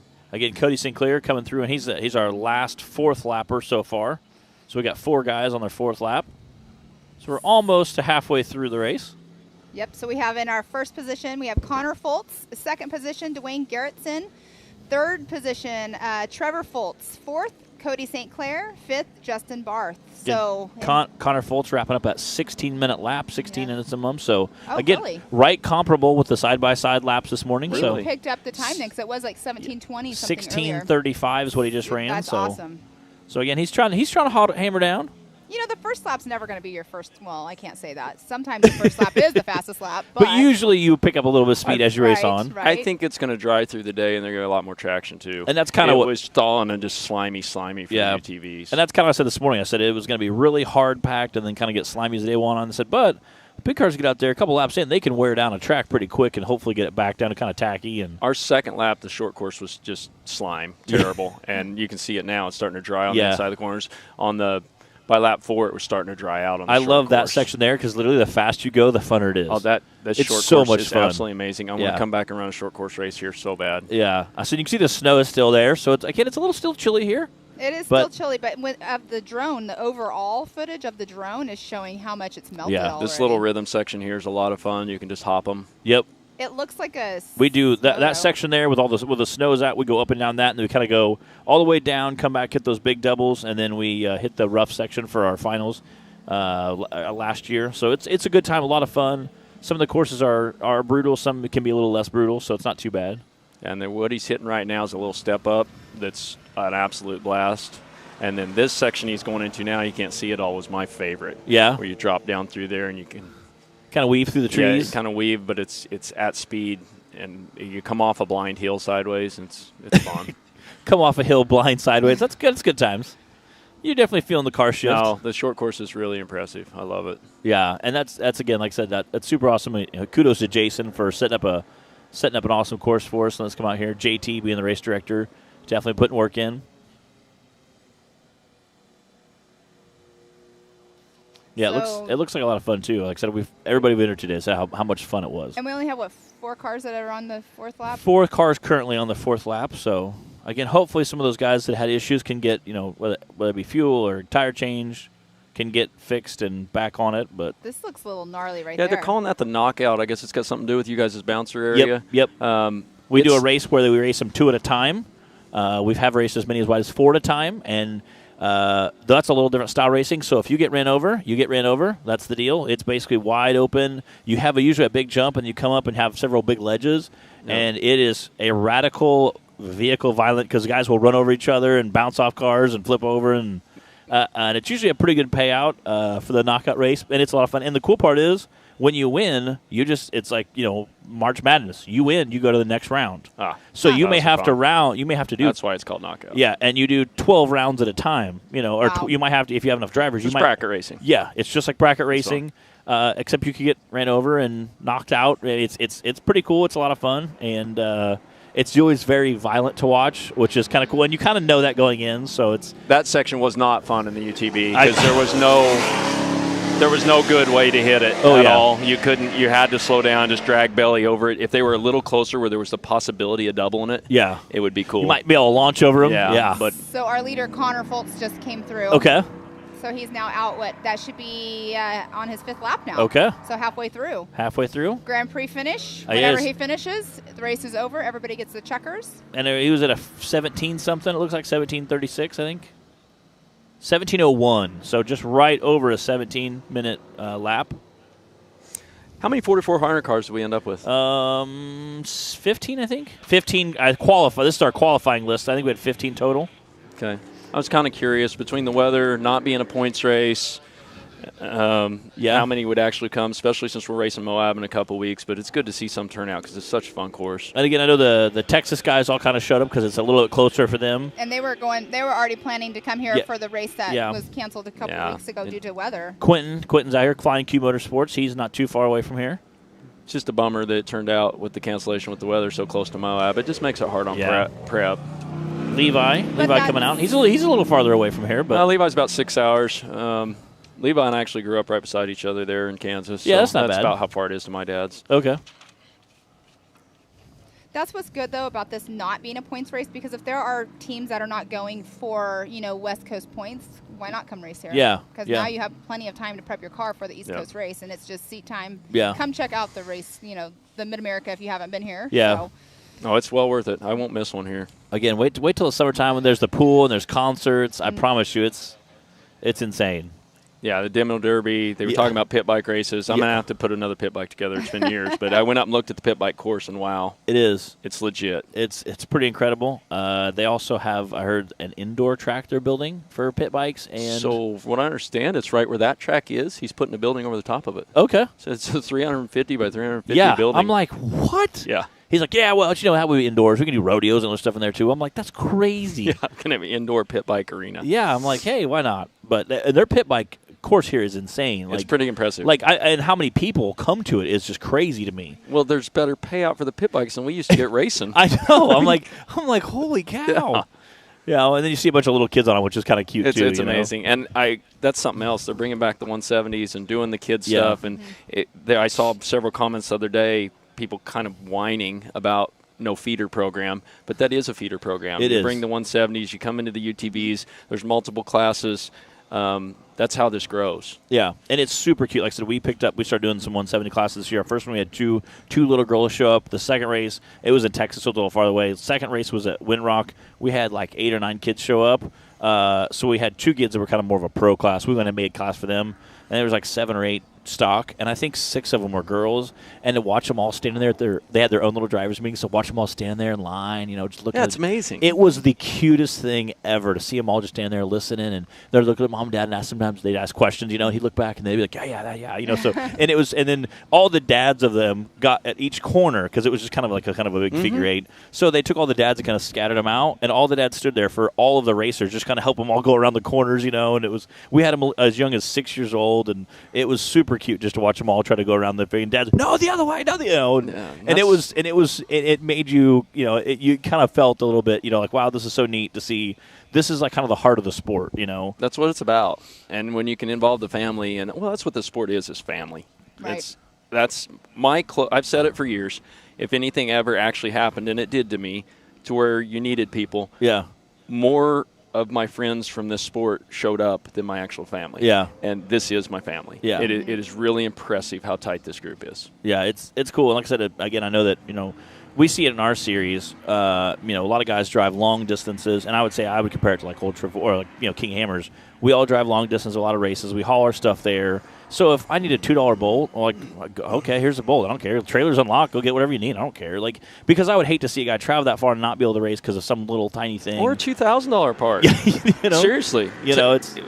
We've handed out stuff, and you go get stuff, and you send it to them the next week, and it's family. You want to beat them on course, not off. Yeah. And like I said, some of our guys at Prix are kind of the same way. I would hate to beat you because of a technicality, because technically I didn't really beat you. You just lost, Exactly. I want to straight up beat you and show everybody that I straight up beat you when both of our cars ran amazing. Yep. So, it is kind of neat to see that kind of camaraderie, in the off-road sport and in the community. So, I like to see that, and I've seen that. Obviously my series as well as Old Triple, see that kind of camaraderie. Guys really stick together. Again, like even in teams, like we've seen like Zandy and all those guys. They have a huge race team where they all help each other work on cars. I've seen at pits before. A dude just pulls into some random pit, and he's like, I need gas and a tire. And they're like, okay, well, we got this. Will work? Yeah. They just, yeah, exactly. I've taken parts off. I took an axle out of Marcos Gomez's car last year at Sledgehammer in the middle of the race to put in my car because he was broke, and then we took more parts off of his car to put on JP's car while we were sitting there. And we just parted out a car on the side of the mountain to help us all finish. That was the UTVs, right? Yeah. Yeah, I remember. Was there like a little, hey, this person's going to get this part and this person's going to get that part? Yeah, we had a powwow. Yeah. It was like a little bidding war. We had a little rock, paper, scissors. It's like, all right, who's going to finish? Who are we going to help here? Yeah. It's super cool. I remember seeing the picture last year, King of Hammers. You're over there helping dudes at winch. Like, hey, well, I'm not going anywhere. Might as well, it's super cool to see that, It's a team effort, and you want to see people succeed. Yeah. I mean, if I can't win. Yeah, at least help somebody else win, It's super neat. I don't even remember who pulled up. It was like his back door, pulled up and just threw the cable, and you, hooked it around a rock. You're like, all right, come on in. It's good, Is that your Thor picture? It is. Not even going there. It is.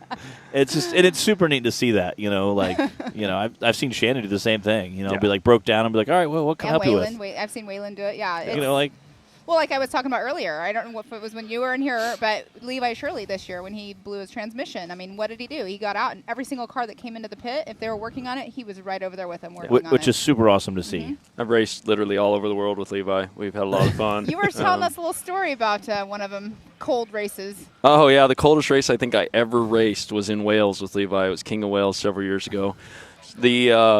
So the Europeans like their tea, apparently. That's crazy. They do an hour mandatory pit stop in the middle of the race. So we're there, it's pouring, we're racing, you're cold, you're wet, but you're doing okay, you got adrenaline. Yeah. We come into the pits, and they make you stop for 1 hour. And we sit there and take our hour pit break and freeze. And then you're frozen, wet, and get back in the car to start your second half of the race. No way. It was miserable. I would hate to start that second half. You're cold. Now the wind's blowing past you. You're freezing. Yeah. You lost all your adrenaline. You sit there and got cold for an hour. Levi and I are huddled in this. It was Rob Butler's little van, shaking, freezing, wet. Drinking your tea. And then you got to go get back in the. Yeah.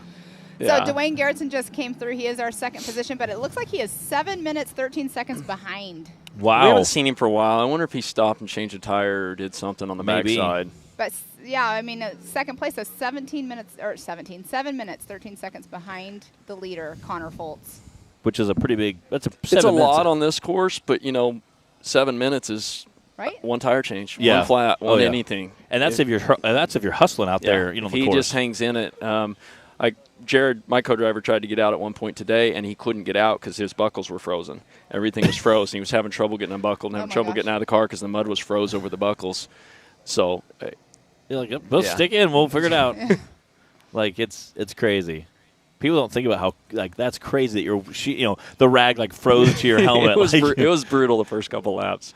I'm just glad it warmed rough. up. It's warm. It's nice right now sitting here in the sun. Yeah. I know. I'm probably getting a sunburn. Yeah, so being in the sun helps warm a little bit. Again, we got 2 guys that have come through in that 5th lap.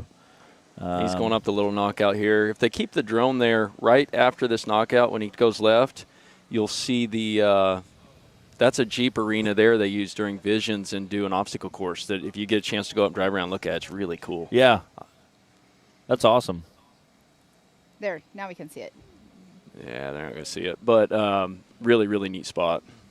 There's so many cool things and here. That's what I was getting ready to say. Every time I come here, they've it. added something different. The first time I ever came here, they had a pool, an above-ground pool, with just kind of a deck around it. We were all in there playing volleyball. It was our finals. The first year we had finals here, and we're having a great time. And I would have told Jason, I said, man, this is super neat. I said, this is so cool. This is one of the coolest software programs we're into. And he's like, yeah, that pool, there's too many people in it. We're gonna knock it down and build a new one. I'm like, what? Sure enough, by the next time we were here, he had knocked it down, and he's like, yeah, we're having this thing called Visions later this year. He's like, we're going to build this cool in-ground pool. I'm like, all right, whatever. And then, boom, I see the plans for it. It's like a lazy river, kids pool, adult pool. I'm like, holy cow. It's just, so every time you come here, there's something new and different, exciting about it. Apparently there's full drag strip going in up on the hill, too. That's what he was kind of hinting at. He's like, well, we do dirt drags, but he's like, it'd be kind of cool to have asphalt or sand. He goes, or both, whatever. Whatever. I'm like, wow. Yeah.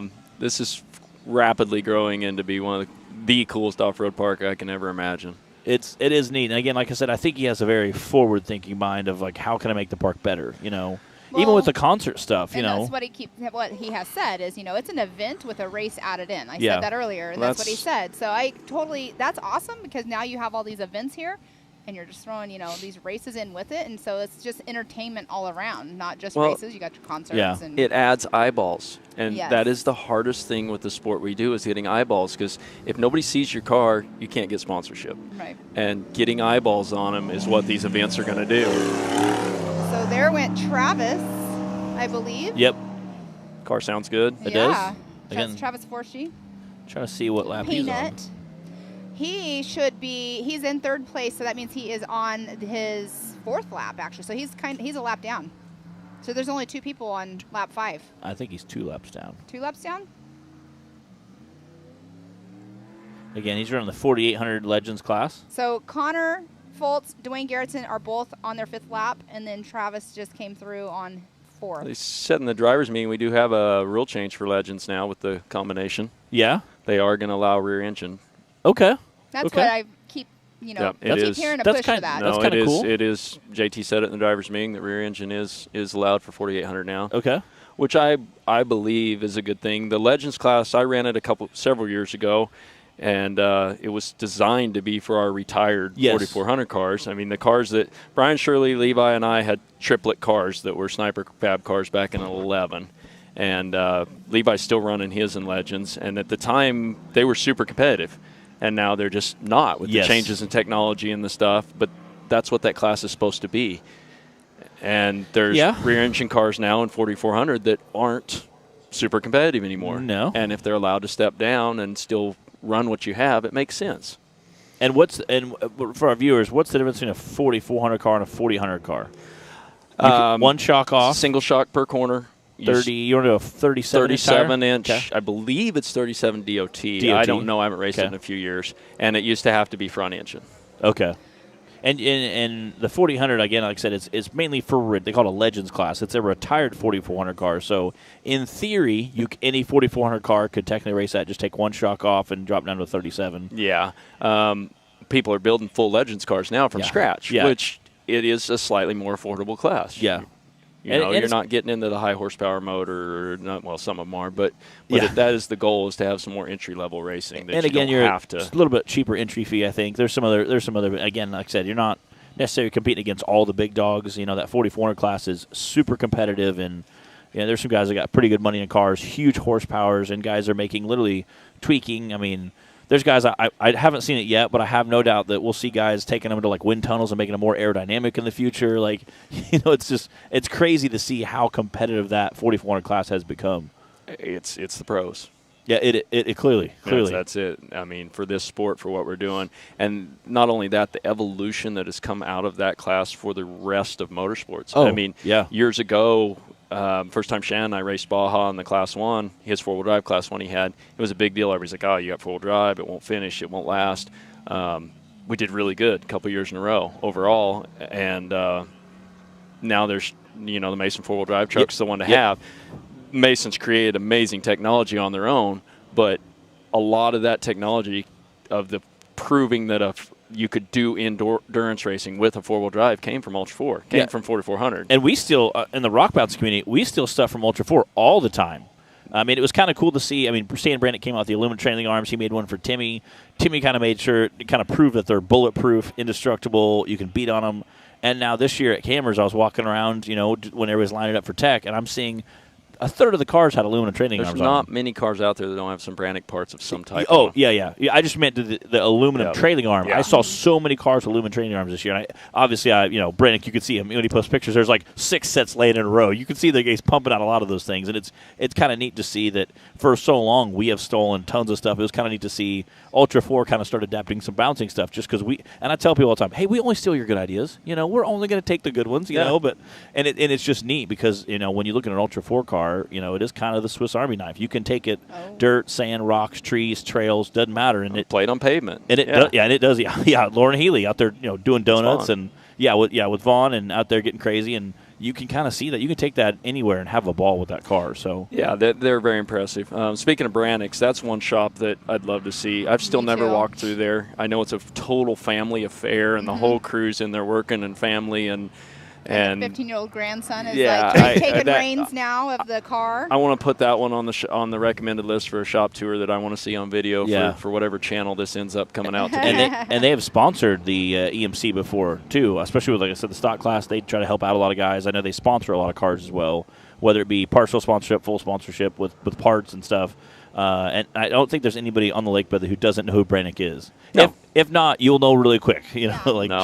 And Stan's one of the nicest guys. Anybody come in his pit, hang out. I'm in Illinois, Central Illinois, so they're not too far from us. So that Team and Ian and crew is pretty good guys. And and probably the best Bloody Mary on the lake bed.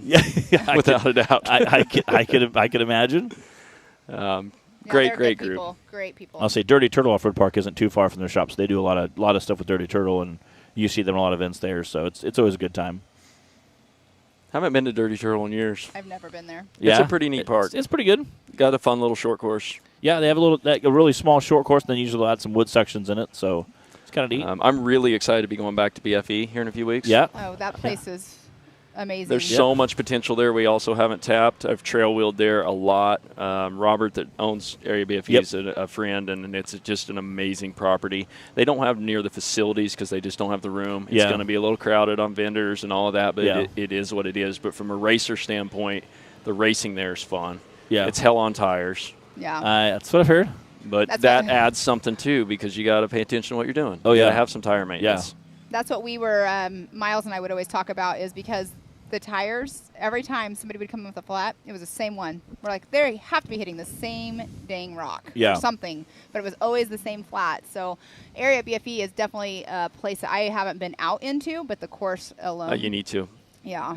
I need to do a lot in Moab. I have never gone wheeling there. Yeah, I know. I've never wheeled there, and I'm really excited to go out there in a couple weeks. So I'm like, I want to find somebody that has a side-by-side, just go hit some trails and have a good time. And we can do that. Yeah, I want to so bad. It's like Moab has been a bucket list thing for me for years. Have you ever been there at all? No. Oh, it's beautiful.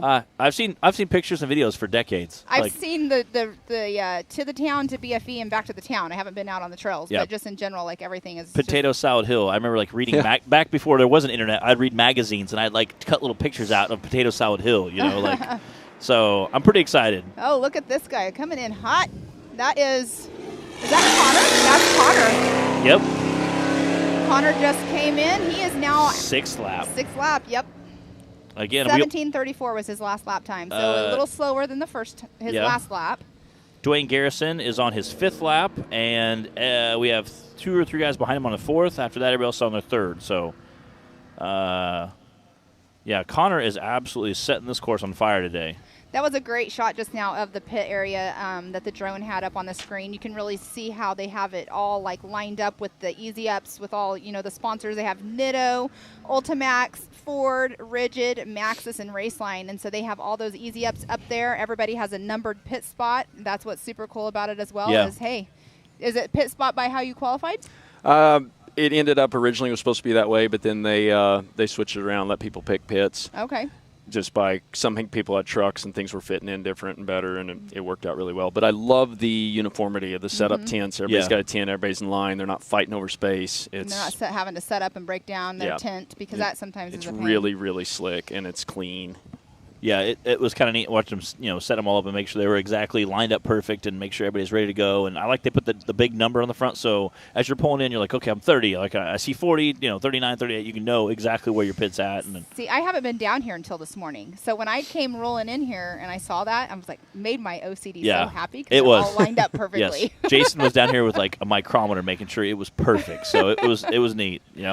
My OCD and my planning that I'm always going on, in my head, it was perfect right there. I really like the setup where you can go through the center hot, where you're not having to slow down for pit road unless you're pitting. Yeah, and you can maintain race pace. And there was guys that puts that in front of the crowd as well. Right. Dude, there was guys full sending it today. It was awesome. I mean, they were landing 3/4 the way down the jump today. It was super awesome to watch, And I think you're going to see some big cars. Some of the we watched, Zandy and Chip were qualifying, and they were both absolutely sending it. They're going to send it. Those guys are going to be hauling through.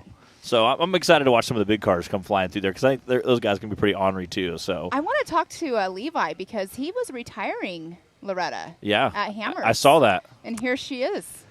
So Levi's having a new car built by Rob Butler. Rob has Off-Road Armory.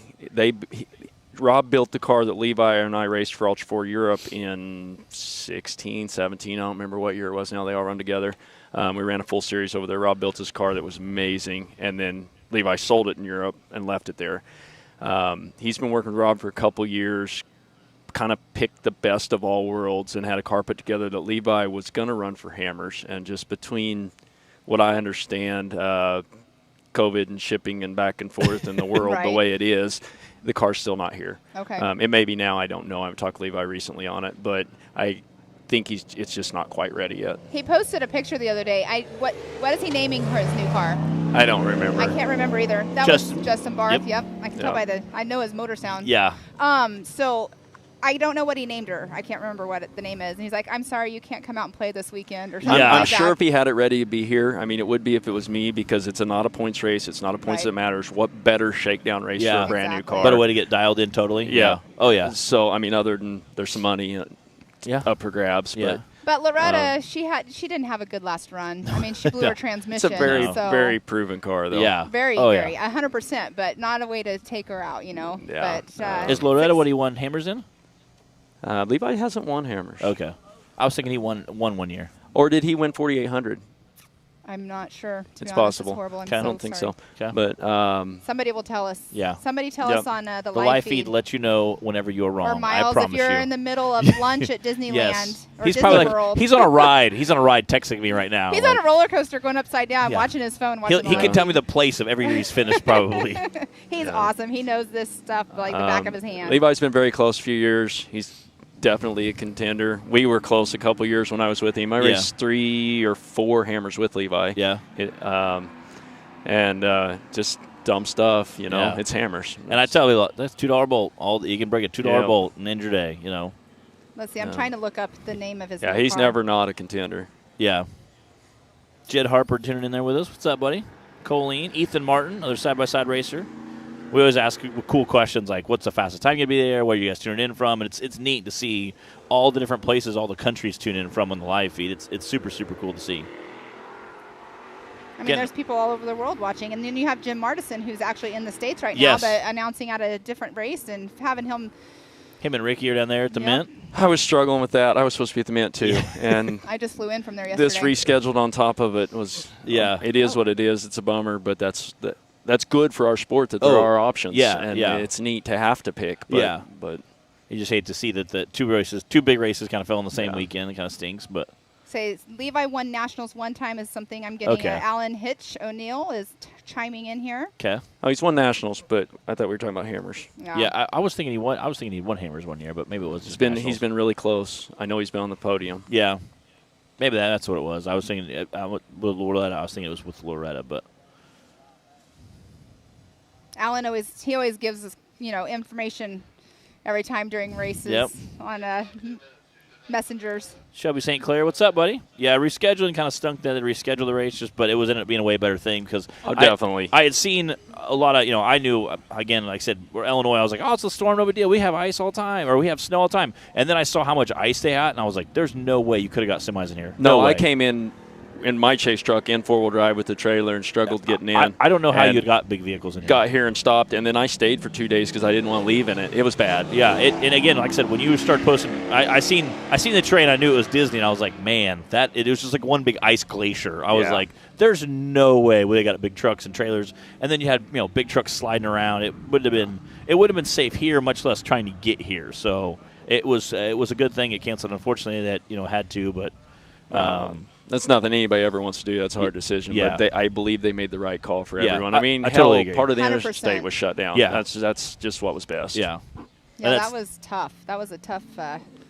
I know. I was just like super excited to watch it, and then I'm like, oh. Yeah, it stunk the head too. But again, safety things. Anybody who'd seen your Instagram, it was so icy. It was crazy. It wasn't a matter of racing the course. It was a matter of people getting here. Yeah. Again, when you're talking about a semi and a 40-foot enclosed trailer, there's almost no way to get that in when there's that much ice. No. It won't even get up the hill, much less pull in the park. No. Well, and the Truitts were on their way here, and they got a call, and they're like, turned around. Good thing they weren't too far.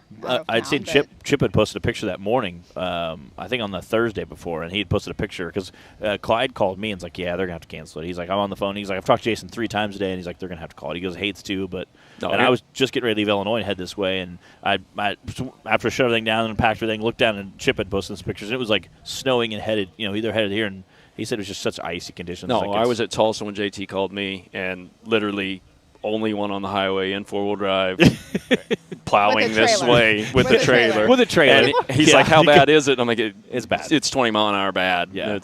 Yeah. Well, coming back or getting picked up at the airport yesterday on the way back, there was a couple ice spots we hit. Yeah. It wasn't. Yeah, I'm sure it was in a 4-wheel-drive truck with a trailer. It's still sketchy, I'm sure. Yeah, it wasn't good. So I wouldn't have wanted to be in anything else. Yeah, especially it was the right call. Big semi, a big trailer, something like that. I don't think it would have been safe. So no, that was definitely the right call. I mean, you don't want to, have the racers, wrecking their vehicles on their way here, trying to get to the race and whatnot. So it's definitely was a right call. Unfortunately, we cannot control Mother Nature. Yeah, we can control a lot. That's one thing we can't control. Obviously, I mean, look, she tried to take us out again this weekend. I think there's a lot of learning going on here, which one thing JT and Jason have proven is they're going to listen and learn and evolve. And I believe for next year there will not be a race here this early. Yeah. And there won't be a race this close to Hammers. Give us a little more time for prep and everything, which is all good. Especially being Hammers is such a long, violent race. You really need to almost rebuild the whole car. I mean, at least bolt check everything really, really good. There's Dwayne Garrettson. It's not just taking panels off and checking stuff out. It's a more labor intensive quote unquote bolt check after Hammers. And it's not even that. It's the family aspect. I mean, you're on the lake bed for 2.5, 3 weeks. Yeah. And then it might be a 4-day drive home across the country. And then you get home. The last thing you want to do is prep your car to be somewhere in a week and get parts. I want to see my family and take a day off. Have a day job. I mean, some people take off, work to go. Yes. Yeah, and you have a day just job. spent your vacation, then you want to leave again. There needs to be a little break after the long ones. Yeah. That's just the way it needs to be. Yeah, and I agree. Like I said, if nothing else, just for turnaround time for getting parts, trying to put everything back together. I mean, if you break in the first mile, that's one thing. Your car's probably already pretty prepped, but if you do the complete Hammers and complete it, I mean, your car needs a lot of TLC afterwards. Yep. So, and it doesn't matter if it's a big car or side by side; it still needs a lot of TLC. And there's a lot of teams. The larger teams are able to completely 100% tear their car down, go through every nut and bolt. Not every person can do that. Well, that's not the majority of teams, probably, right. though. Exactly. And there's some mental TLC. I mean, after being on the lake bed for 2.5 weeks, the last thing I want to do is go hammer on the car. Yeah, I could care less when I get home. I didn't this year. I didn't take anything out of the trailer for a week. I just backed it in and unhooked it. You're like, it's good, it's fine. Yeah, I'm gonna take a nap. Yeah, I'm gonna go take a hot shower and just sleep for a day. Yeah. So you need a break. There needs to be a break in the schedule there to give everybody time to adequately prepare. Yeah, and I think that's smart. That's good. That's a good point. Yep. All right. Well, it sounds like we have a commercial, so we're gonna go to a commercial break here and come back and look at some more action and see who all is still on course. No matter how hard we tried, we just couldn't get longer life out of our belts. That's why we were so excited when we found these new Gates Redline belts. They have a super simple 3-step process for breaking in your belt the right way. Clean the sheaves with a Scotch-Brite pad. Remove any old belt residue, glazing, oil, or debris on the clutch sheath area with alcohol or acetone, and make sure the breather tubes are free of any old belt material. Step 2, install your new Gates Redline belt. Step 3, perform 2 10 to 15 minute heat cycles, giving it easy throttle on flat ground. Then, you're going to repeat for the second heat cycle. The best part, the process is so simple and easy, it really helped us with our competitiveness. Yep.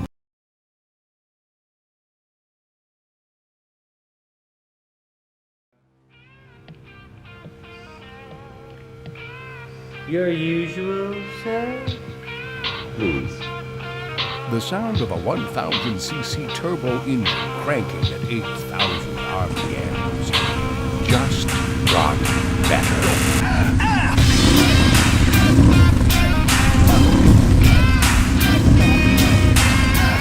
HMF, the official sound of the off-road.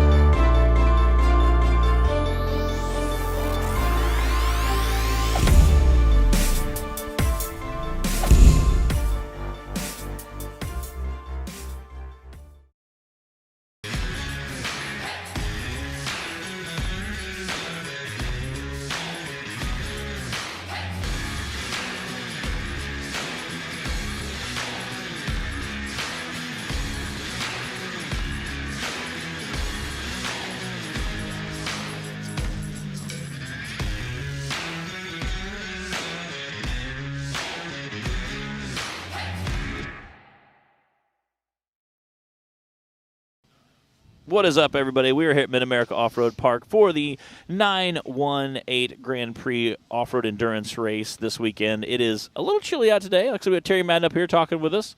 We have our EMC class out there right now. We've had slowly about once every 20 minutes a guy drops off. We have a couple guys who I don't think are on track anymore, and we have a couple guys who have fallen back a little bit off pace.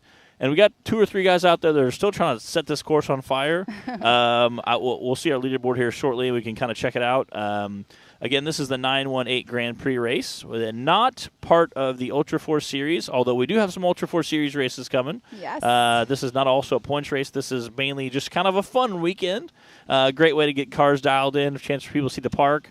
Again, it's a little brisk, so you we didn't get the pool action going on this weekend, so 45-14. That's Troy Digby that just went across our line. Okay. So we do have how many on course now? Let's see. We have our leaderboard up right now. So we have Connor Foltz in that number 1 position, number 46. And then second position, the 26 of Dwayne Garrettson. Those are the only 2 out on lap number 6. And then in third place, the 417 of Justin Barth. And then we have fourth place, Trevor Foltz, and then the number 3. And then fifth place is the number 23 of Cody St. Clair.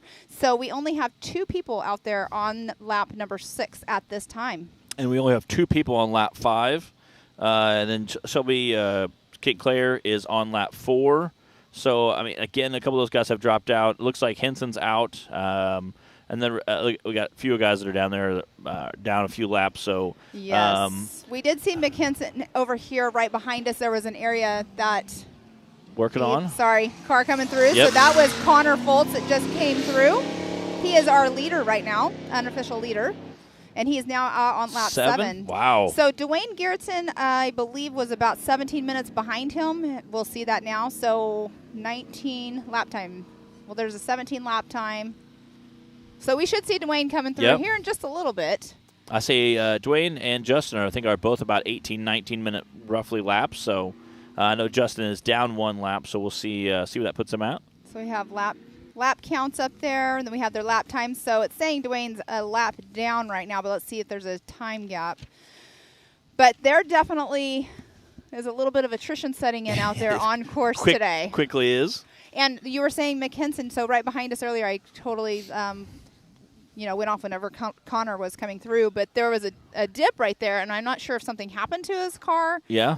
When he went through it, but they ended up having to tow him out of that area. Yeah, I saw him heading over with the forks on the inloader. Yes. Anytime you see an inloader heading over, that doesn't necessarily look super great. So it's not super exciting. Yeah, exactly. It's not, especially if it's your car getting towed out of the ditch. So I'm just trying to see what we can figure out with that. But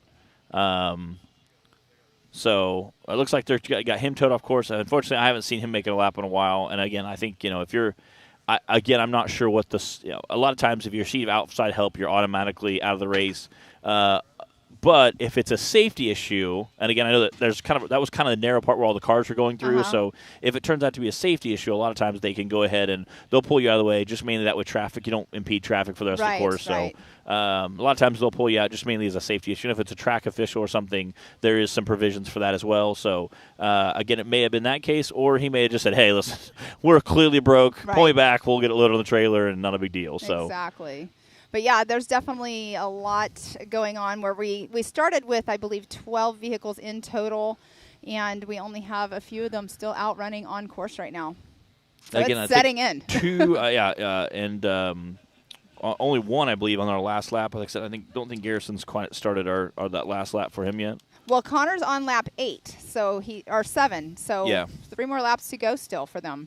Yeah, before the checkered flag comes out. Yeah, he's on lap 8, and then Garrison, I don't think he has started his lap 8, so he's on lap 7. So, and then we have several guys behind him that are 1 to 2 laps down. Right.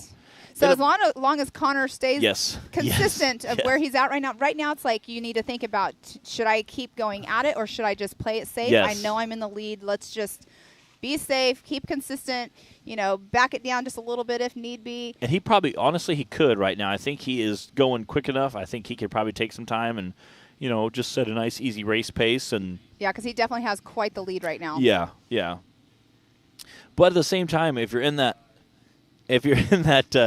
race pace mode, it's kind of hard to if you're in that race pace mode, it's kind of hard to come out. And again, his team may not have communications with him. The radio system could have gone down. He doesn't know. He thinks that guy's right behind him, so he's trying to push really hard. Yes. He's still running 17-ish minutes a lap. So you hear that a lot too. Oh yeah. He's like, I thought he's right behind me the whole time. And you find out, what's up, bro? You find out You find out that the guy you thought was nipping on your heels was not even close to you. Exactly. He was broke 10 miles back. So right. That's when it's bad. You don't have that radio communication. Sometimes people will get so in the moment they forget to put their antenna on. Something as simple as that, and not have radio communication when they get so far away. What's up? What's up, dog? Clyde's back there eating some wonderful dark chocolate they're munching on. It's okay. It looks like one of those world famous chocolate bars that you buy from the kids that are selling them. Oh yeah, it is. That's good times. He's like, hey, look what I have, and you guys don't. We try to come prepared with our snacky snacks. Here, I have my apples and mango bar. I'll trade. Yeah. Can we trade? Tradesies? Yeah. Yeah. Sure. Oh, there we go. That's what I'm talking about. Here, I'll share one whole piece. Such a great group of people. Gracias. It's a good time. It is good time. Good times here. MidAmerica. It is. All these people here, because I've never been here, have been so welcoming and amazing. So nice and helpful, and it's pretty cool. And my cabin, I will not complain one bit about my cabin. The thing that blew me away, I think, the very first time I was here, obviously the pool was here, and I heard about that, and that was awesome. But it was really hot. It was a summertime event. It was super, super hot that day, and I walked in the bathhouse, and they were air conditioned. And then I came here for our finals, and it was really cold, and they were heated. And I was like, they have heated and air-conditioned bathhouses. That is so, so incredible. It's genius, too. That's great. Great for return people. Oh, it's amazing. It'll bring people here. It's amazing. I love it. Not just heated and AC bathhouses, but just everything in general. Yeah, well, I think that kind of shows the quality of effort they're putting into the whole park. Heated pool, next level. We mentioned that. I wouldn't get in it. He said, "Well, I don't know." He said, "We'll talk about it." But we had mentioned, hey. Because our finals is in November, so obviously November is usually pretty chilly. Right. I said October. Well, and then so I said, well, maybe we could get heated pool. And he said, well, we'll talk about it. We'll talk about it. But it's always a good time. Come out. Like I said, our Visions is June, July-ish. Okay. I don't remember the exact date. It's either June or July, one of the two. It's July. Okay, so July. So obviously very warm in July. So Visions, that pool is usually packed, and there's tons of off-road people in it. And when you get a bunch of off-road people together, it's always a very, very good time. I know a lot. With Ultra 4 being here this year, a lot of rock bouncers were there last year because we had 2 or 3 different rock bouncer classes. We had the hills. Oh, there went Trevor Foltz. He's now in that number 3 spot. So where did Justin Barth go? I'm not sure. Justin Barth came through here earlier in that 3rd position. We'll see. We'll see what happens. There it goes. Shows him bumping up. So we got 2 guys on our 6th lap.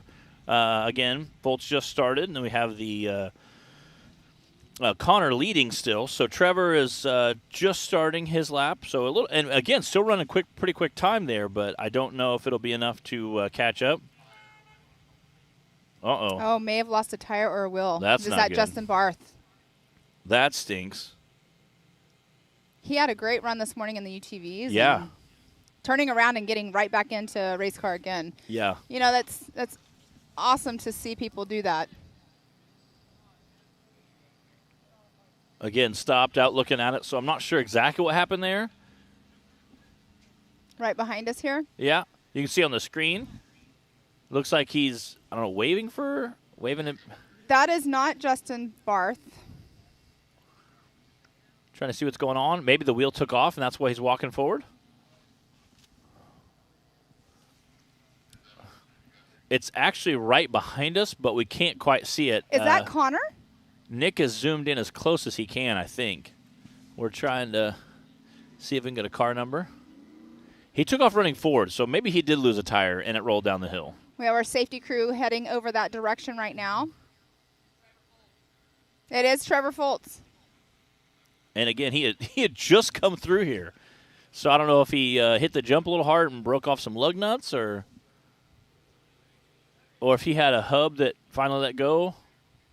Again, the passenger is out of the car, and the driver hopped out and jumped off and took off running, I think, after the wheel. It almost looks like you can see that he does have a front tire up on the driver's side. Maybe. So it looks like he has both passenger tires on. I'm not sure about the driver's side.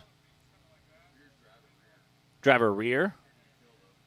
Again, it depends on. There's a little bit of a berm there, so you can't quite tell how the car's sitting. They didn't stop at the proper angle for us. Yes. Like, if you guys could back up a little bit, we need to get a better angle on that. Right? Oh, he's rolling it back up. So I wonder what happened.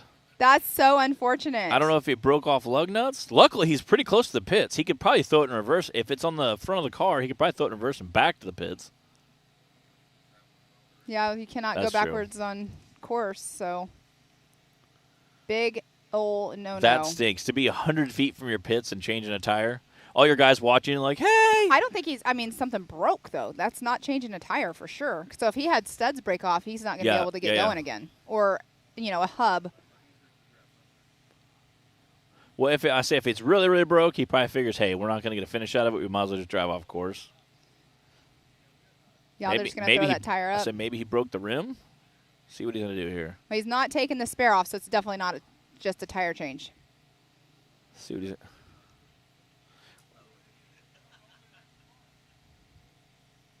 I'll say we'll see. He's moving. See what he does here. We'll know here. Well, we might not know. He might just drive straight to his main pit. Yeah. Car's moving fairly quickly for not having a tire and rim on. Looks like it's the rear that's gone because you can see he has both front tires. So he's just dragging that left rear trailing arm right now. That's got to be good on the brakes. Yeah.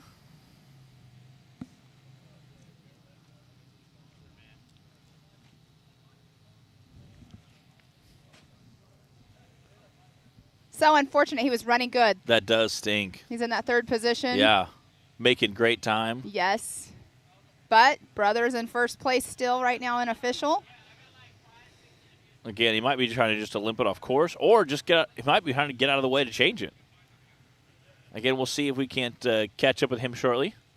He might be trying to just get out of the way of the racers and then see if they can fix it, whatever it is. If he comes back, if it's just, like I said, wheel studs, he can always jog back to the pit, get a hub. A lot of guys are running that F550 hub. It's only 4 bolts that hold it in. Mm-hmm. Take those 4 bolts out. Well, he parked back here behind us next to the safety vehicle, so it looks like he is just pulled off course. So he's parked over there wondering they're out of the car as well. He might be able to, again, like I said, if he's running the F550 hubs, he might be able to take the the 4 bolts on the back, take the F550 hub, run the pit, grab one. Again, they're super easy to change super small. A lot of the rock bouncer guys have converted to those. Run a reed knuckle with the 4 bolts that hold that it's that 05 or newer F550 hub. A lot of guys are going to it just because it's pretty self-contained and it's really easy to change in case an instance like where you break one. You have it's usually they come on the 8 by 170 millimeters. They'll re-drill them for 8 by 6.5, which fits a lot of the older stuff. They slap it on and ready to go, and you can change them pretty quickly. Obviously, the off part is already done. Right. You just got to get back on. Exactly. So, and again, if it's they can take the lugs off of the nuts off of there, and be able to put the tire back on. They can even reuse the same rim and tire. So we'll see. Well, they are both walking back to their pit. Fire suit down. Maybe we could get him over here and come chit-chat with us about race course and what was going on for him. We'll have to see. Maybe we can get somebody to get him over here to us. They're not jogging back to the pit. No, they're not in a hurry. So they're casually walking. So Travis's pit, if you guys can hear us, have him come over and chit-chat with us. And we'll see. Again, like I said, I think he was in 3rd place. So depending on what he just came through in 3rd place. So there's a couple guys behind him. It looks like Cody St. Clair's out. So we'll see. Again, I think Cody was in 5th place. I wonder why he's saying he's out. He went through earlier, unless something happened on course and we can't see it. I haven't seen him come through in a while. Justin Barth, again, is sitting in 4th, but if he's still going, he might be able to knock off Trevor. We'll see. We'll see if he can pick him off there.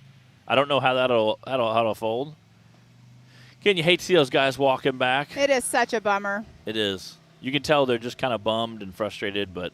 Yeah, I'm going to say it again. So, Trevor Foltz, if you can hear us and you want to come over and chit-chat with us, come over to the production trailer so we can talk to you about your race. Might not be able to hear us, though. Yeah. Again, those guys have been getting it all day. You can see how our pit layout is. Yes. Super exciting. It's been a good day. It has been a good day. It's been chilly, and it's now we're getting in the shade, so it's going to slowly cool down a little sun's bit. starting to cool down a little bit. I'll say it's 3:30 here in the afternoon. So we've been at it for 2.5 hours now? Yeah, an hour and a half. We started at 1, right? 1, 2, 3. It's 3:30? Yeah, right. Yeah, is it? Yeah, 3:30. So we've been at it for 2.5 hours. Yeah. Okay. It's the cold getting to It you. is. It is. So we've been out for 2.5 hours. We're going to be, I think we're on, lap 7, lap 8? Yes. So we got about half hour probably to go, 45 minutes. And then the 4,400 class starts at 4 o'clock. 4 o'clock starts at 4, which we're going to be pushing. It's 3:30 now, and we got every bit of 30 minutes left. We'll be pushing to finish by 4. So it's all going to depend on Connor Foltz getting in here. He has 2 laps left to do. It really is. It really is. He's going to have to push pretty hard again. But his last couple laps have right around 17-ish. So right. I mean, that's still pushing pretty hard. I believe he's on lap 8 right now. If he does, he will be finishing right almost a few minutes after 4. So we can always push those guys back to 4:30 if need be. Well, here's Dwayne Garrettson right here with the. All 4 tires are aired up, so maybe he's just going to do a splash and go. Maybe. Because he is running in that number 2 spot right now. Hi. Mr. Trevor's coming over here. Awesome. It's awesome. Come on up, Trevor. Tough, deaf day so far, right? Yes, it is. Thank you for coming over here. No problem. I know it's difficult when you have something going on. You were running so good. So you were running in that. You just came through in that number 3 spot. What happened? So how's it going? So to start the day off, race course, I love it. Yep. Well, everybody has come up and said they love the course. They've had so much fun out there. I can believe that. So what happened was earlier in the day, I rolled over on the hillside right behind us here. Really? Oh my gosh. Yep. We got the car turned back over. We just came through here on this last lap, and I broke all the studs on the unibearing. Wow. Well, it just talked about. Are you running the F550 unibearings? Yeah, on the Spider Track axles, yep, yes, sir. Yep. And we talked about. I said, well, if they broke all the studs off and you have a spare unit bearing, you might be able to get it changed and go back out. You're currently sitting in 3rd, I believe. So if no one is 4th place, I think Justin is still out there. Jason Barth. If he can't pass you in the next 30 minutes. You might be able to still come in 3rd place for the day. So fingers crossed, you can still hold on to that podium finish. Again, we'll see how it all shakes out. Right now, your brother, Connor is in 1st place. Garrison is in 2nd. You're in 3rd, and Justin Barth is in 4th. Cody St. Clair is out, but he's in 5th. So I think we only have one guy, I think, at this point that could knock you down. But at the beginning, you came through in the number 1 spot. Yes, I did. So we actually had a little bit of malfunctions with electrical today, too. Okay. We hit a water hole, and the whole car lost power. Oh, wow. For about 5 seconds. And that was just enough time for my brother to make a new path and get around me. Oh, the brotherly love on race course. And I like it because he did not nerf me at all today. Hey, I appreciate that. You appreciate that. Yep. But I did just find out when I came back over, he has a 60-gallon fuel cell in his car. Yeah. And he is completely out of gas. Ooh. Oh, no. Where's he at? Mile marker 6. So he's stopped right now? He stopped on course. Oh, wow. That's going to shake it up. Yeah, Definitely. again, like I said, we have, it'll be interesting because in the next half hour, we'll see how it plays out. So. You said 2 miles from here?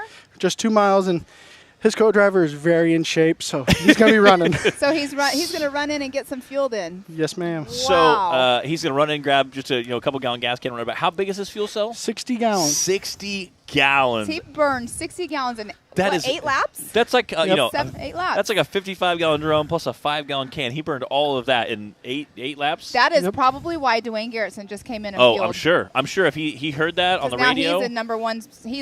He'll be in 1st position. Yep. Wow. When he cuts by Connor, he'll be in the number 1 position. Wow. Man. And again, like I said, we'll see if how that shakes out. If he can go ahead and knock him down, get one more lap in, before Connor can, it'll be interesting to see, how that works out. But wow, that's interesting. Yeah, it is. Yes, it is. So your season, are you planning to run like an East Series or? So we are planning on running the East Series at Rush, AOP. Crandon is about a 14-hour drive, but we're going to try and make it this year because previous years we haven't been able to make it because of money and work, and can't get off from what pays for all this. Yeah. So. Right. We were that just whole discussing that. 40-hour work week takes a bit of your schedule out. You know, Yes, it does. it's kind of rough. You know. Mm-hmm. What'd you think of the course so far today? It actually got really good throughout the day. It dried up. There was no water besides in the creek crossings. Yep. It's very fast. I think our average. Here he is. Sorry to interrupt. Yep. There he is. Running. Jogging through. Yes, he is. Can we get a drone on that guy? That would be super cool. He's like, hey. Oh, he just stopped. Yeah, I'm sorry, I totally interrupted you. You're so the all course. good. So it's fast course, felt good. Yeah, our average speed today, I think, was like 45, 50 mile an hour Wow. through everything. Yeah. It was awesome. The field sections, I think we got up to like 85, 90. Yeah. How big is your fuel cell? 60 gallons as well. So my brother's car and my car are identical. Okay. Besides the motors. Okay. Oh. And he's got a close to 1,000 horsepower motor. Okay. Yeah. And I'm running a 800 horsepower So Mopar. a little more horsepower sucked a little more fuel probably. Yes, it did. 45-14 right there. That is Troy Digby. And again, he might be a little bit lower down. He's like he's a lap place, I down. think. Two laps maybe. But he is in that. I mean, he's a lap down, and it's still he's on lap 5. But he's in that number 5 spot. Yeah, there we that go. goes to show you. Yeah. The attrition that has set in with you guys today. Yeah, it's kind of crazy. Just again, I think being an endurance race, anything can happen. But yes, it can. So, what was your favorite part of the race course? Did you have a favorite part? The hay barn. The hay barn. That's what I hear. That was I've never raced through a building, and that is very, very cool to do. Okay, that seems like it would be cool. I know that there's a rally school up in Washington that I actually attended, and they have a barn kind of like that when they do have races up there, they race through it and rally. That's super cool. That's awesome. So all right. here he is. That's your brother's co-driver? Tell us about your brother's co-driver. So that is actually my brother. Oh, yeah. So, yeah, he's rock, paper, scissors. Walking right up to the booth there. He's like, man. He's like, I need some snacks. Can I get some fuel? Can I get a hug? Snacky snack. Yeah, can I get some snacky snacks? Can I get a hug? If someone gives him a water and M&Ms, I'm going to laugh on camera. I'm Yeah. not going to joke. Yeah. So it must be rock, paper, scissors to see who was running in? Yep, I guess so. I guess so. He looks exhausted. Got a water there. Okay, so where are you guys from? So we are from St. Louis, Missouri. Well, about 45 minutes west of St. Louis in a little town called Pacific. Okay. I know where that's at, near St. Louis, near Six Flags, actually. Yes, sir. I live in Decatur, Illinois, so I drive through Pacific all the time. Yep. Me and Curtis stopped and got to see monster trucks. I have some friends with the guys. Darren Schneller, who drives for Bigfoot. I'm pretty good friends. Got to meet him not too long ago, and then me and Curtis went out and goofed off and had some supper. So Curtis, good dude. So there is actually, speaking of monster trucks, there's actually a former monster truck from Bigfoot driver here. It's A.J. Stropman in car 4906. That's awesome. That's super cool. That's pretty cool. Well, you know about who else is here that's a monster truck driver? You heard that in the drivers' meeting last night, right? Yes, I did. Yeah. Where's he at? He was standing over here earlier. We got a car dead on course. Is that your brother's car? I know once they all get dirty, it's kind of hard to tell. Nope, that's not him. Does that St. Clair? Maybe. Does it look kind of... The tire is not far enough off the back of it for it to be my brother's car. Oh, that one's moving again. Yep. Again, it's kind of interesting to see how it's all going to unfold. We got 2 guys on the 7th lap. We got 1 guy on the 6th lap and 2 guys on the 5th lap, again, to see who can actually get that final finish out first. We'll see how that shakes out. Hopefully the hub's pretty easy to replace. So usually that's not too bad of a deal. I got one sitting on the garage floor at home. Yeah. So you can get it home, get it changed. Well, and if you're running the East Coast, I mean, that race is April 23rd, 24th weekend in Rush, Kentucky, so you have plenty of time. Oh, yeah. We'll have plenty of time to completely go back over the car and get it ready for Rush. And Rush is a very fun course from previous years and racing there. So that's what I was wondering if you've ever been there. Yep. Were you there? You were there last year, correct? Yes, I was. And we were there last year, and we actually had a mechanical issue last year, and we had a link bar come out. Ouch. That was stinks. a muddy race last year. year. Yes, it was. Very. Very muddy. I actually got out on course whenever Jamie McCoy, who was one of the UTV drivers, he was out, and I went on a pre-run with him, and I was amazed at how tight that course was, and you guys in the bigger cars fitting through the trees. You're telling me about that. It was tight. That's something that their courses are always usually pretty tight through the wood section. It looked so much fun, though. And then what was awesome is, up on the hill, all the people were just lined up on the hill. And then after, we were all done racing, then we have, the rock racing. I had never seen that live. Yes. That was the first time I had ever seen. What'd you think? Of course, the first time I ever actually went to King and the Hammers, I'm like, I want to do this. I still want to do that. But when I saw that, I'm like, ooh, I want to go do that. Yeah. But it's a good time. It looks fun. I tell people all the time, it's like any kind of racing. I love it. It's the funnest thing in the world until you're broke, and then it just kind of sucks. And it's just expensive usually. I love adrenaline when it's inside of a race car. I'm not one of those people that, I love adrenaline so much I want to go skydive. I'm not that person. Nope, that's not me but either. Put me in a race car, man, it's a lot of fun. So did you guys have pit strategy today when you're talking about fueling? How many laps did you plan on going with? So we actually had only planned on pitting if we needed tires because my car, I get about 4 miles a gallon, so I was going to burn 43 gallons today. Okay.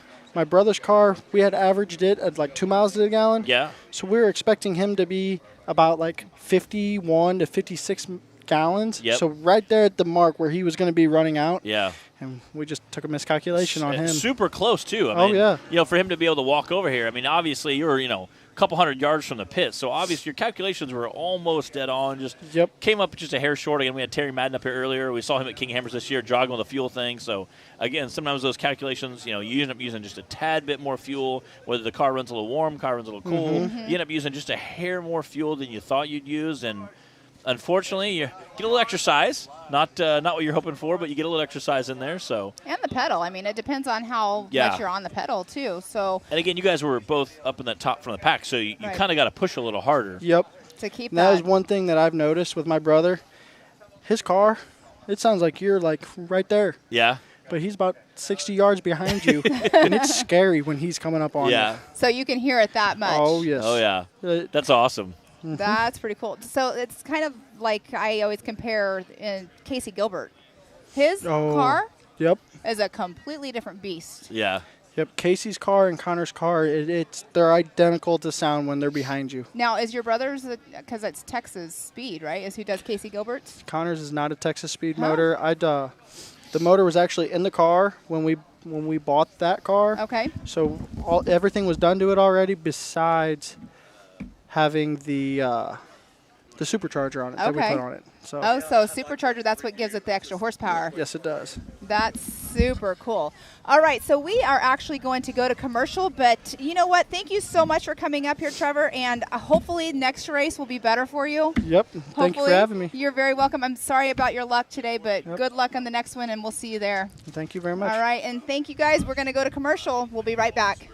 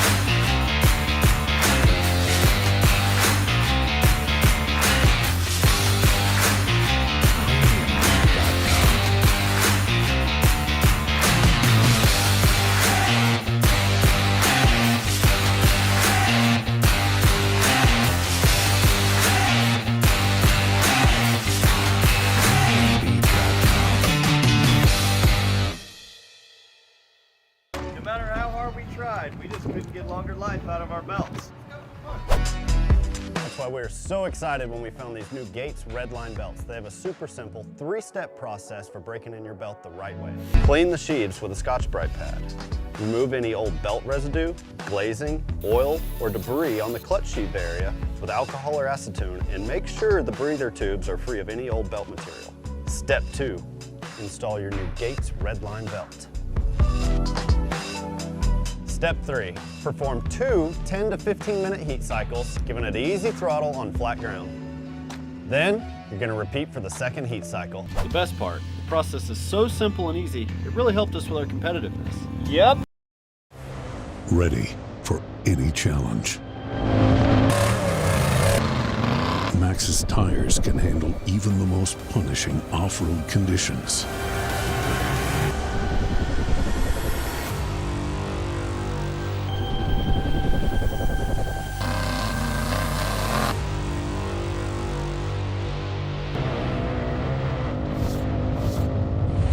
Maxxis tires. Tread victoriously. Welcome back. We have Mr. Joey Beck here. We're at the 918 Grand Prix. So, Mr. Joey, what are we going to talk about?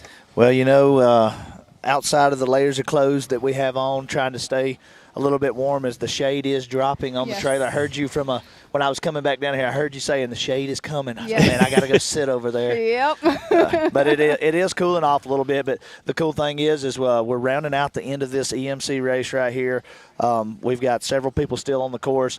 Attrition is happening. I was just over there. I saw y'all interviewing and talking with Trevor. Yes. And he was telling me about the unit bearing and everything that happened. And his brother was standing over there strapping while I was talking to him. 10 gallons of fuel is going on his back. He just took off. I don't know if we got a shot of that. We had him. Yeah. Somebody's running with him. Yeah, they're running into the woods with fuel. That's a Terry Madden moment right there. Yeah, they're getting it done. They're not wanting to quit. 60-gallon tank. He burned all of it in less than 2 hours. 7 laps. Yeah, that's crazy. 60 gallons of fuel. I said that's like a 55-gallon drum and a 5-gallon gas can on top. He's already Justin burned. Barth right here. Justin Barth. All right, so that puts him on lap 8 or 9. So that puts Justin. I think 8. I think it puts him on lap 8. That should be lap 8 for sure. We'll see here in a second when the leaderboard pops up.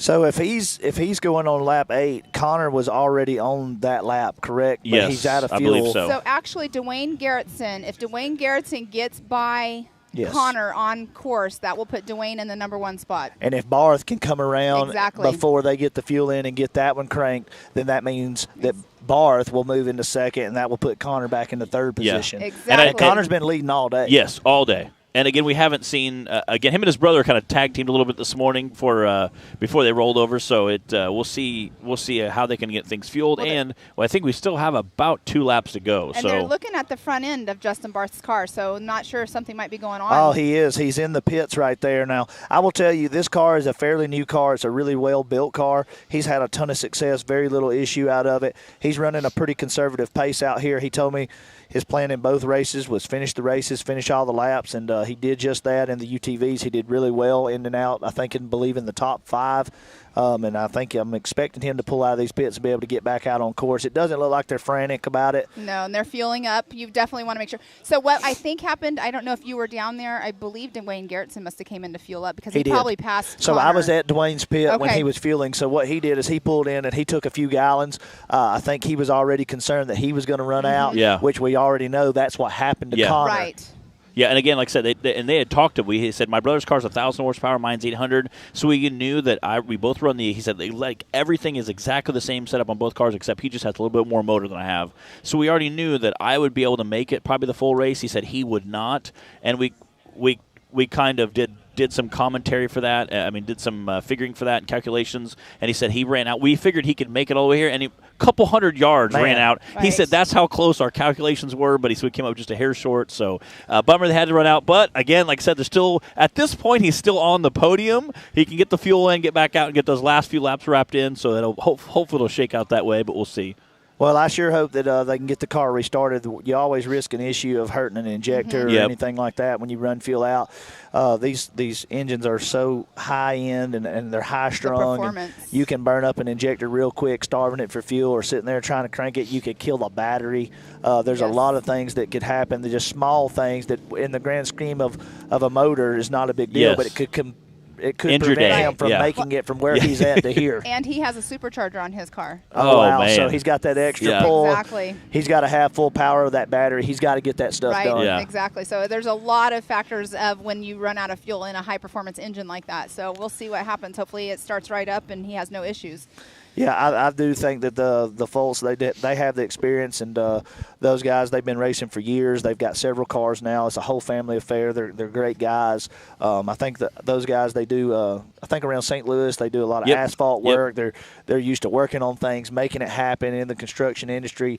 They're those guys that if you've got a problem, they can figure it out on the fly and get it going. So I look for them to get that car cranked and get back going again. And they're going to try to do the full East Coast Series. He said this year. He said might come up and do some crane and stuff. He said obviously talking about visions. He said we're kind of excited for the series, and they seem really pumped to come out. He said, and every single person we've talked to all day has said how awesome the course is, how much fun they've had. So it's again, that's a testament to you guys setting up the great course. JT, race director, coming out and really working with it. And Yeah, JT did a fantastic job. Gus Fisher and his team, the MidAmerica team here in-house, they've been working on this course and working on the short course, which is always nice, but going out and expanding into the 918, making it exactly 9.18 miles per lap, which is really cool, which is the area code here is why we call it the 918. Everything just really came together.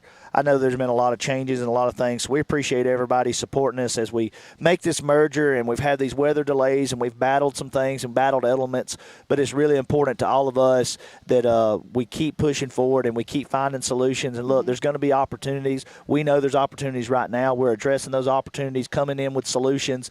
We've got a lot of great people working together as a team.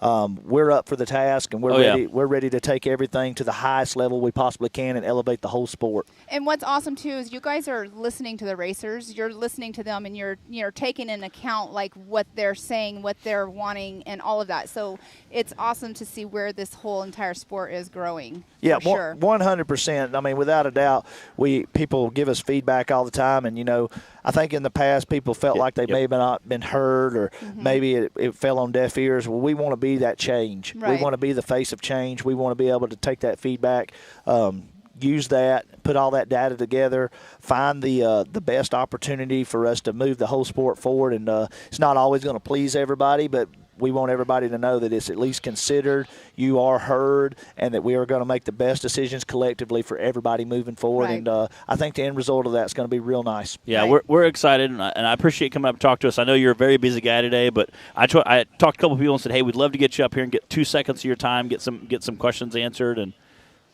you know what I really like to, going back to race course, is here there's so much land and there's so much area that you guys, I mean, just this course, everybody's saying how fun this course is. Trevor was just here. His favorite part of the course was going through the barn because, racing through a barn.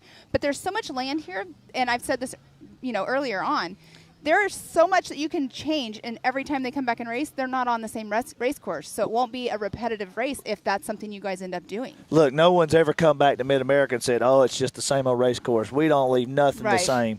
We're all about change. We're about evolution, making things stronger, better, faster, wilder. It's always going to be the biggest, best thing. Right, and it's super cool though, because I know that every race course or every track that we go to, they do try to change it up for everybody so it's not repetitive. So it's really cool to see how much land you guys can actually change up here. So here we have Mr. Dwayne Garrettson just came through. He'll come through one more time to get that white flag on his next lap. Again, our next guest coming up is a guy that you guys have heard lots about, but you don't know his name yet. His name is Jason, and he's kind of a big deal here. We appreciate you taking time to come up and talk to us today, Jason. Welcome, Jason. Hello. So tell us how your last few weeks has been. Busy. Whole lot, but it's exciting. It's exciting but busy. Again, it's been exciting to see. I'm sure it's even a little more nerve-wracking for you having so much stuff changed in the last few weeks. They have, and I'm going to go ahead and throw this out here. This is going to be a rare thing that I do. This isn't what I do. Well, thank you. Let's get this over with, and I'm here. Well, I'm honored that you're up here. That's awesome. We appreciate you coming up with us and talking to us and giving a couple minutes. And I got to talk to, Joey today. We talked to some of the racers. I got to talk to JT and kind of ask them all questions. But it's kind of good. Everybody sometimes wants to hear from the man. So I figure, it'd be great to get you online for a couple minutes and just answer some questions that a lot of people had. And again, we've talked a little bit about that. We had Christine on here this morning. She gave us, we kind of dove into some nuts and bolts stuff. So kind of tell us how the last couple weeks have evolved and what kind of we look to see the future. Well, just kind of skipping over all the business side of it and everything. Yep. As everybody knows, a week ago, we acquired Ultra 4. Now, the one thing I want to make clear is everybody understands this is not an Ultra 4 race. This isn't an Ultra 4 race, yep. This is a conglomeration of AOE, Ultra 4, trying to do our best of making the season as productive as possible without upsetting as many people. So the last week, I feel sorry for everybody that's had to take a million phone calls, the different changes, the different things that's happened. It's really been, honestly, a blessing to see that I've got a team that is willing to step up to the task. That, for me, has made it worthwhile. Do we have a lot that we need to fix and make better? Without a doubt. I am committed to that. I will provide the tools, the means to do what we need to do to take this to the next level. Yeah. Today we've learned a lot. Yeah, sure. Learned a whole lot. The live feed, it's new to us. Yes.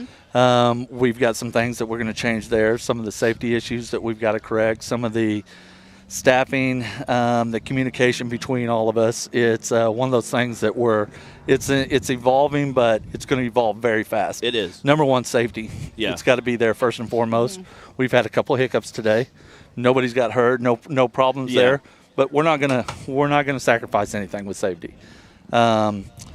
We are about entertainment. We're about more than just a race here. So some of the other production you've seen today has been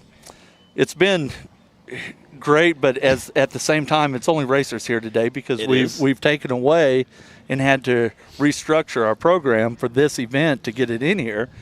To actually, we've had to cut out hill climb, we've had to cut out pit bikes, we've had to cut out the ATVs and motorcycles, the demo derby. Those were all things we didn't want to do, but we needed to focus on this part of it and this part alone today. So that's kind of where we came from. I think everybody's having a great time, the people that are here. Everybody we've interviewed had said how much fun this course has been, how much fun they've had here. Look into the future. What kind of stuff can we see coming down the rest of the season? In the future, we have, I guess Moab's next. It is a couple weeks away. We'll be showing up there in a couple weeks. I think about 3 weeks. Don't rush me. Yeah. But anyway, things will be a little bit different, a little bit more structured. Our teams actually now have had the opportunity to work together. We've seen our weaknesses. We've seen our strengths. We're going to tie those together now. Yep. And as far as the rest of the year comes, we're just going to continue to grow that, and we're going to take Ultra 4 and we're going to make it a part of an event to where people, the family, the friends, the opportunities, we're going to blend other lifestyles in the same culture as with hill climbs and drag races or pit bikes or just other entertaining things, along with entertainment at night, whether it's live music or whatever it be. Yeah. We're creating events is what we're trying to do. And again, anybody who's seen the stuff from Visions last year knows that is obviously just such an insane task to take everything from off-road racing to rodeos and put them all together in the same week, same time. Forgot about the rodeos. So it's super neat. It's super neat to see that kind of big conglomerate all come together, and it's such a fun week. There's always kind of new and different stuff. And I was talking to Christine this morning, and I said, "There's some stuff." We were at a concert last year, and then we saw a guy get fired out of a cannon. That was not on any flyers anywhere. I said, "So Jason always has some stuff tucked up his sleeve that he doesn't tell anybody about until it happens." So it's the jugglers and the high line walkers I've got this year is just incredible. Yeah, so that's super cool to see. Again, next week, kicking off your short course series. I know there's some cool stuff you have doing with that. We do. We've got Billy Champion is the race director for our MidAmerica Racing Short Course Series and our Pit Bikes Series. That all kicks off next week. Billy is very capable and has expanded our Short Course Series to, well, we were named the #1 short course race in the country by a few people that know what they're talking about, I guess. I don't know. I'm kind of new to the race side of things, but Billy's done an excellent job, him and his team. We support him fully, and we've got some really fun stuff coming. We do have a new track we're going to build. Oh, nice. We're going to bring in, we're going to build a top-level national track that trucks can race on, and we're going to expand, hopefully, that program here in the next couple of years. That's coming. We've got new drag strips coming. We've got sand drags, asphalt drags, a rhythm course that is we're going to add up there in that same area. We've also got a large enclosed building that we'll be moving some of our pit bikes, arena cross stuff in. Which is insane. To be like, hey, we're going to have races, and then we're going to put them indoors. Right. Like, this is going to be awesome. You know, no matter what the weather is, we can still do some cool stuff inside. It'll be super exciting to see, I'm sure. Well, MidAmerica is about the culture, everything off-roading. Anything, doesn't matter your lifestyle, if you're just a trail rider, we've got things for you to do. If you just want to spend a family weekend with your kids, we have that. We always want to focus on that fun, family-friendly events. And it's super awesome to see. Like I said, just looking at Visions so far. Christina talked about tickets drop for that April 15th, so they can go online and get those done. Start getting. Obviously you guys have added 400, almost 500 spots for RV hookups. You guys had like 50 or 75 cabins or whatever it is. They have tons of stuff. So whatever your budget. Well, for primitive camping, we've even got enough spots for 4,000 more. Wow. 4,000 more spots. So you can bring the friends, the family, the kitchen sink, whatever it is, whatever your budget is, they can make it work for you. So we're just getting started. Yeah, it's crazy. Everybody just shakes their head at where we're actually going. We're literally just getting started. It's crazy. So we've. I also wanted to bring up the fact that we've also acquired John and Edie Sumner's Big Meat Run, which is about 20 miles from here. It's one of the top rock crawling events in the country, and that's next weekend as well. And next weekend, so we'll have short course racing and Big Meats Run both going on next weekend. Same weekend. So a lot of just people. Kick it off with a bang. Nothing wrong with that. we'll have about 20,000 people into the community next weekend. That's crazy. Flooding in here for the events that we have. So this is kind of a blessing in disguise that we're not full this weekend. We can focus on this, and then we can shift gears, do our first short course race, do the Big Meat Run, merge those two together, and then we can focus on Moab and get back to work on it is, and I'm sure you'll see people coming, from Big Meats Run down to the course section, people from the short course section heading down to Big Meats Run. So I'm sure you'll see a lot of cross. And again, like I said, kicking off that short course series, I know we had talked earlier about how much you were super excited about that and how it's going to. You want to raise that to be such an elite race program. And which obviously the short course guys and side by sides are absolutely exploding right now. So to see those, if they realize the track that we're actually building, this is a tough course because we have rocks. We are on a rock farm here, so it's a look around. We had a lot of snow, a lot of rain, and we've got a little bit of muck on top, but it's still solid ground. We can still race. Doesn't matter if we get 10 inches of rain, we can still race on this property here. Yeah, and like I said, it's going to be pretty exciting. I know that you had talked a bunch about that, and we're pretty excited to see that and some of the altar changes. We talked about also having, visions, tons of stuff going on the Driver's Summit, which we had talked a little bit about, and what is that going to entail? The Driver's Summit is, realistically, we want the people, this whole series, the culture is about passion.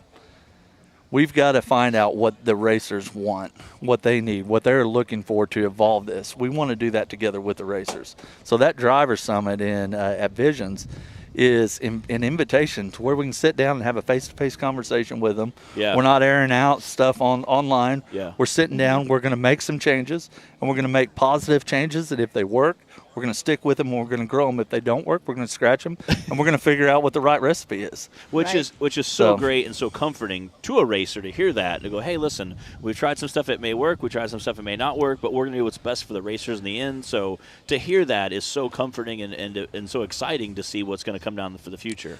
Well, I'll tell you, this week alone, we've had to listen to our racers. What is it that you need? What is it that you would like to see the changes? And listening to them, there was a lot of good things, that feedback that came out, and we were able to make some educated decisions instead of swinging at and missing at what they wanted. Yeah. So this has got to evolve. We're literally a week old in this program. So, we appreciate the patience that people are giving us, and we expect to evolve. We expect to do better. We expect to strive to be the best out there. Yeah. And we want to be a part of everybody else that makes the culture and the sport what it is. So that's our program. That's joining it together, moving forward, giving more opportunities for racers, more opportunities for the fans, and absolutely more opportunities for our marketing partners. Right. It makes everybody happy, too. Absolutely. And what we've been talking about, too, with the Driver Summit is the racers that are at home that are not here with us this weekend, start writing down your questions or your suggestions, and then, you come prepared or whatever to JT and absolutely start preparing now for it, because there could be a lot of changes and a lot of questions and where is it going? And I'm sure some of those we will address in the next few months. Exactly.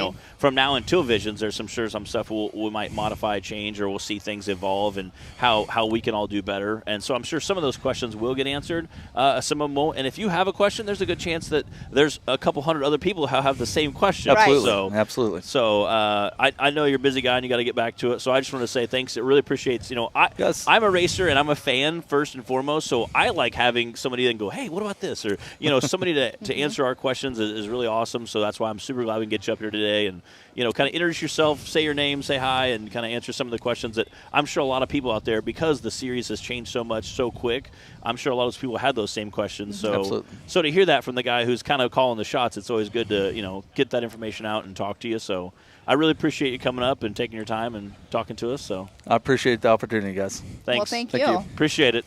You're good. All right, everybody. That was Jason. We appreciate him coming up and talking to us. Again, we got a few laps left on our short course section. So Dwayne Garrettson came through. He's probably, next time around, he should be getting the white flag. I think so. Again, hopefully we can get our leaderboard up there and check that.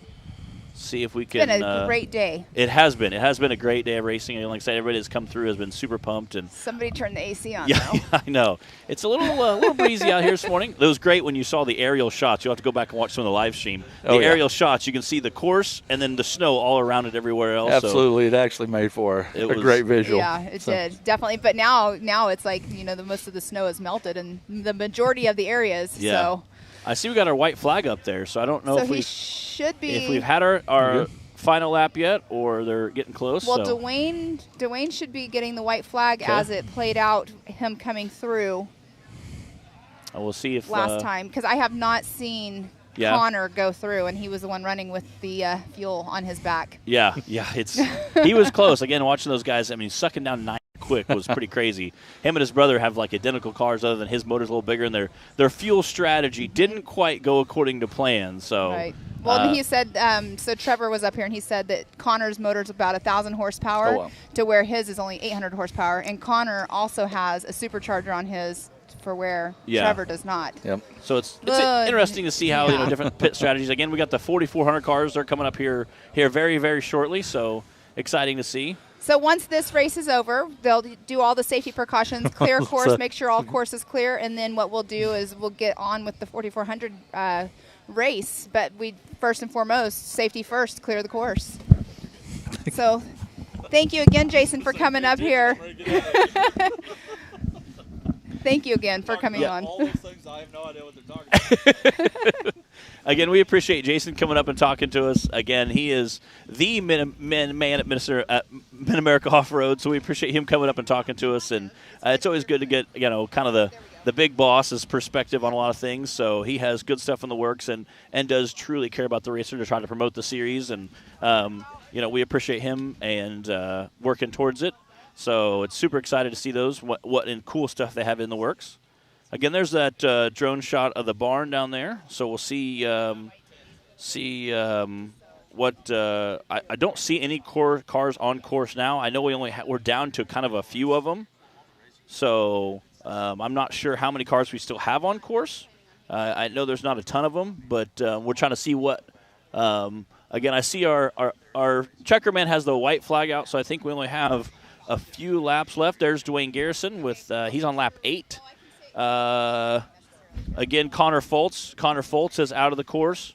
We're trying to get Trevor, see if Trevor is he is out currently, but we're trying to see if he can't get his buggy, get some fuel back in there. So, all right, I'm getting word. Again, that was Justin Blarth, and he has one more lap to go. So he's finishing his, I believe that's his 8th lap.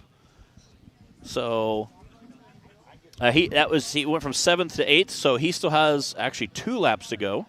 So we're trying to see where our leader's at. Again, Dwayne Garrison is out there. So Dwayne Garrison should be coming by getting the white flag. He is up there waiting. But, yeah, Justin Barth, if he gets past Connor, that will put him in that number 2 spot. But we did see Connor running with the 10-gallon jug on his back. I think there's enough time since they're both on their 8th lap. I think they are both. I think they both have enough time. He has plenty of time to get back there, get it put in, and take care of it. Unfortunately, Trevor was knocked down to 4th place by Justin, so that kind of stinks to see him. But he also did break on lap 7. That is true. Obviously you hate seeing him get bumped down, but it's they got, a good time to come out and race, have some fun. So appreciate those guys coming out and again seeing two brothers out battling out. You know those guys were out there thrashing hard on their rigs. So well, we heard it directly from Trevor. He was so thankful his brother didn't actually nerf him on course. Yes, he said, I appreciate that. Again, it's 4:08. We were supposed to kick the big cars off at 4 o'clock. We got about, I'm going to say, 15 to 20 more minutes of the EMC. Okay.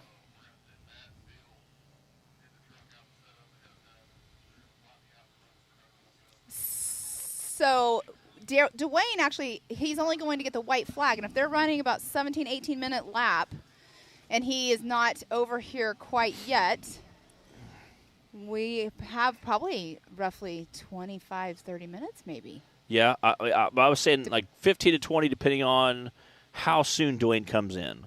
So, but yeah, maybe closer to 30. Because he's only going to get the white flag. Yeah. One more lap. Plus. And right now his last lap was 21 minutes. So we might be 40 minutes out. Yes. So everybody just make sure you stay tuned in. I mean, racing's racing. Yes, so. we were supposed to go live at 4 o'clock for the big cars, but we have to get all the EMC guys finished so we can get the big cars out there. Again, we only have, I think, 2 guys running basically right now. Justin Barth, Dwayne Garrettson. And then once Connor hopefully will get back in there. So, again, we got 3 cars. 2 cars running. We have possibly a third getting back in there. So, really, it's our podium. Our podium is battling it out, right. you know? Well, they're not really battling it out, per se, but they're still running on course. I would say they're battling it because the second, Justin and Connor are both, I mean, that's, it's going to be here comes Dwayne Garrettson right now. I just saw him. Actually, that was not Dwayne. That was Connor's car. So, it looks like they're both over here together, but Connor was out of fuel. We'll see it I'm sorry. I'm peeking around the trailer. I see. I was trying to lean back in my chair, too, to see. See, I got you wanted that side. I'm glad I took the side. I get the inside scoop on what's coming up. Trying to see what's going on? Yeah, they're coming around the corner right now, which is that corner where. Okay, so that is Connor. Again, he's going to stop in and get fuel because he's not going to run out again. He only threw probably. Dwayne across, getting that white flag. He makes that jump look so smooth. It is. His landing is so smooth. Again, if Connor can get fueled quickly and take off, that keeps him in second place. Yes, because Justin Barth is lap 7, where Connor's lap 8. So again. But Dwayne Garrettson, if he ran a 21-minute lap, that was a 19:08 just now on his last lap. So if he runs another 19-minute lap, we could be done. We'll have our finisher. All right. But then it's all about safety, clear course. Now Connor's car does not sound good at all. He sounded like that earlier, though, too, and then he ended up leading. And maybe, you know what? Maybe that's why he ran out of fuel, is because it was dumping too much fuel in there. Yeah, it's running too rich, maybe. Yeah. So dumping too much fuel. Again, like I said, it could be a bad ground wire, bad sensor. It could be a dozen different things leading to why it's not running properly. But definitely having a rich motor like that. Okay. Again, you can see the white flag there. So, again, after this point, everybody's getting the white flag. You can see the breeze is picked up here a little bit. It's a little chilly. Actually, coming from behind us, too, so that's not a good thing. Temperature's starting to drop. Yeah, we might slowly start slinking into the trailer here. Yeah. So it's not going to do any good. Yeah, well, if you have that door shut and you're inside, it blocks the wind. So it does a lot. This door? No, it's coming this way. Shut that door and pull inside. but the wind can't blow in a container. So no, that is true. We shut the door and we usually will slink inside if the wind's blowing real hard. Me and Bree are. You're seasoned in this trailer. Yes, we also have an awning. So if it's really hot, we'll take our awning and put our awning out over us. That's nice. So if it's really sunny or rainy, we can put that out and it helps out. So I remember at Kentucky when Miles and I were sitting on the back door of this trailer and it started raining on us a little bit, but that was not put out for. I didn't know that was there. It's handy. We if it's really hot, there's a few races in the summertime. You're in the south in the summertime, you could absolutely bake down there. So we'll put the awning out. Now we don't end up with a sunburn, or just keep the sun off of you. Right. Or if it's raining, if it's just a little sprinkle, we'll usually be okay. But have some kind of protection. MacBooks don't work real well in the rain. No. So we try to keep them nice and clean, not soaked in water. And then obviously our notes, usually Bree has a notebook out. She keeps me on track. So Again, it was super awesome to see Jason up here. Have kind of Q&A. I talked to him last night at Drivers Meeting and said, hey, we'd love to get you on the live feed and chat with you a little bit. Just kind of go over stuff. It's always good to hear from the horse's mouth himself. So that's kind of cool to not many places can you get the owner up and ask him questions and hear kind of the same thing from everybody on staff as well as the owner. So that's always really nice. And again, that means a lot to me as a racer, but also as a fan. It's kind of nice to hear that information. So, and I'm sure he's a very busy guy right now, trying to get everything straightened out. So, super cool to see. There's so much going on. It's it is. He's like, next week we have basically two different huge events back to back, both going on like 10 miles apart. So it's kind of crazy to see that, but. Again, like I said, I went to Big Meets Run 10, 15 years ago, 10, 12 years ago, and it's a blast. So I think there's some super cool things going on in there. I never knew about that event. Yeah. It's horrible that it's a good time. I didn't realize, to be honest with you, until, I got into the off-road Ultra 4 world, I did not know that there were so many events that actually took place here in Oklahoma. I was born in Oklahoma, but I haven't been here for years. Even off-road events, even on the East Coast, there's so many off-road events on the East Coast that people don't know about just because they're not the king of hammers, let's say. Right. So there's smaller events, not publicized. My brother goes to Black Mountain. There's a big event down there. Eastern Jeep Safari. Obviously, Eastern Jeep Safari is so huge. Everybody hears about that. King of Hammers, Jeep Beach. But Fall Crawl and Black Mountain, that's a big one. Indy Off-Road Jamboree is a huge one. Going on 35, 40 years. It happens in Indianapolis. It's a big jamboree of all kinds of trucks, and it's just awesome to go to. I mean, there's some smaller events. There's like a little mud drag in my hometown. We call it the Pony Express Days. It's been going on for about 40 years, and there's we have 20, 30 racers show up to it in different classes, and it's a good time. And it's literally 8 miles from my house. So I mean, I love there's some smaller events, but there's also some huge events that just maybe aren't super well publicized, but they're a lot of fun to go to. Super awesome people. Like I said, my brother, I think, it was one who told me about Big Meets Run. We came out 10, 12 years ago, went to it, and it's super cool to see. And sounds like it's super cool. It's a lot of fun. They have some cool stuff, and everybody gets out and has a good time with it. Yeah. I see we got some racers zipping by us here. Well, that is actually, you can hear it. Now I understand what Trevor was saying about his brother's car sounding like Casey Gilbert's. Yeah. It's very similar, very similar.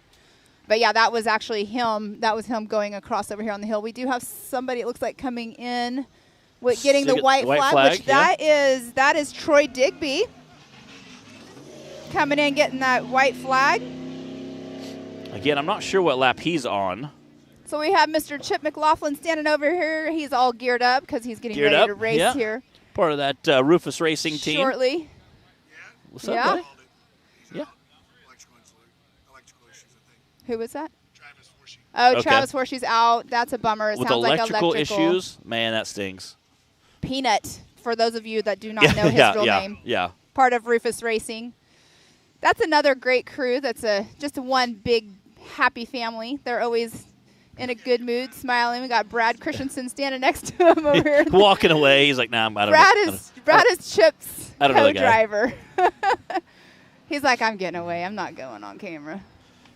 Again, I think we got. See who we got coming up. I see a white flag getting out. We can't be too many more minutes out from the checkered flag. So. Well, we probably are. I'm going to guesstimate. If I have to guesstimate, I'm going to say. Let's see. Let's bet. I'm going to say 12 minutes. Okay, that put us at 4:29. I would say that's about spot right. I am no Miles, who's usually spot on. Yeah, no, Miles would be like, no, it's 11 minutes and 37 seconds. And be like right within like a second of it. He'll have 37 PSI in the front tire. Like, Miles, how do you know that? He's like, I have a tracker in his car. It's okay. Because he's been around this so long. It's incredible. I love Miles. I tell people all the time, at Ultra 4 races, usually if we sound smart, it's because Miles is in the production trailer talking to us, telling us what to say. Like, usually if we're like, wow, that guy seems really informative. He does so much homework. This is the thing is. And he's done it for so long. If you talk to him and he has these sheets of racer info. Yeah. He has probably 200 hours in every bit of homework. Yeah. Because he goes into the pits and he talks to the drivers and he gets all this information. He's been around us since, 2011 or 12 or something like that. or maybe even longer than that. It's probably before that even. I think he's been with Ultra 4, I think, 10, 12 years, something like that. Yeah, I'm not sure, but I asked him one day, I said, how did you get started? He said, well, there was a contest, and I was like, please tell me more. He said, well, there's a contest, and it was like you had to send like a YouTube video to make like your own little YouTube video and send it. I could see him doing that. And send it in because they had Ultra 4 had a contest to say, hey, we're looking for some people who can do some interviews in the pits and some other stuff, and there might be a little money involved or some cool swag, and we want somebody that's energetic and fun and likes the sport. So he made his little YouTube video and sent it in, and it was like way better than all the rest. And they're like, this guy, we've got to get this guy.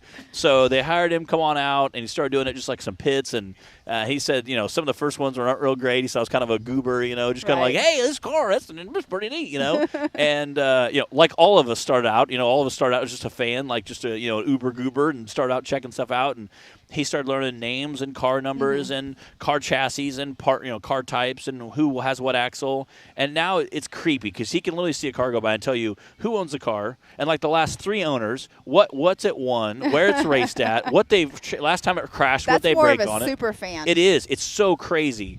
And even when he's not doing, obviously, for those of you who watch Ultra 4 King of Hammers, you can see Miles in the background doing interviews from the pits area, talking to people, and they'll do a lot of that video through the week. And then that way, during the big race of King of Hammers, they can throw to that footage and stuff. So he does some of that stuff without even a camera. Just walks over and, he'll walk into a guy's pit and stop and have a sandwich and talk to him and chit-chat and learn all this stuff. They've not only a racer to him, they're also his friends. Oh, totally, totally. So, I mean, I don't per se go into the pits and talk to people. I mean, I'm not doing that, but Miles is like every night and hanging out.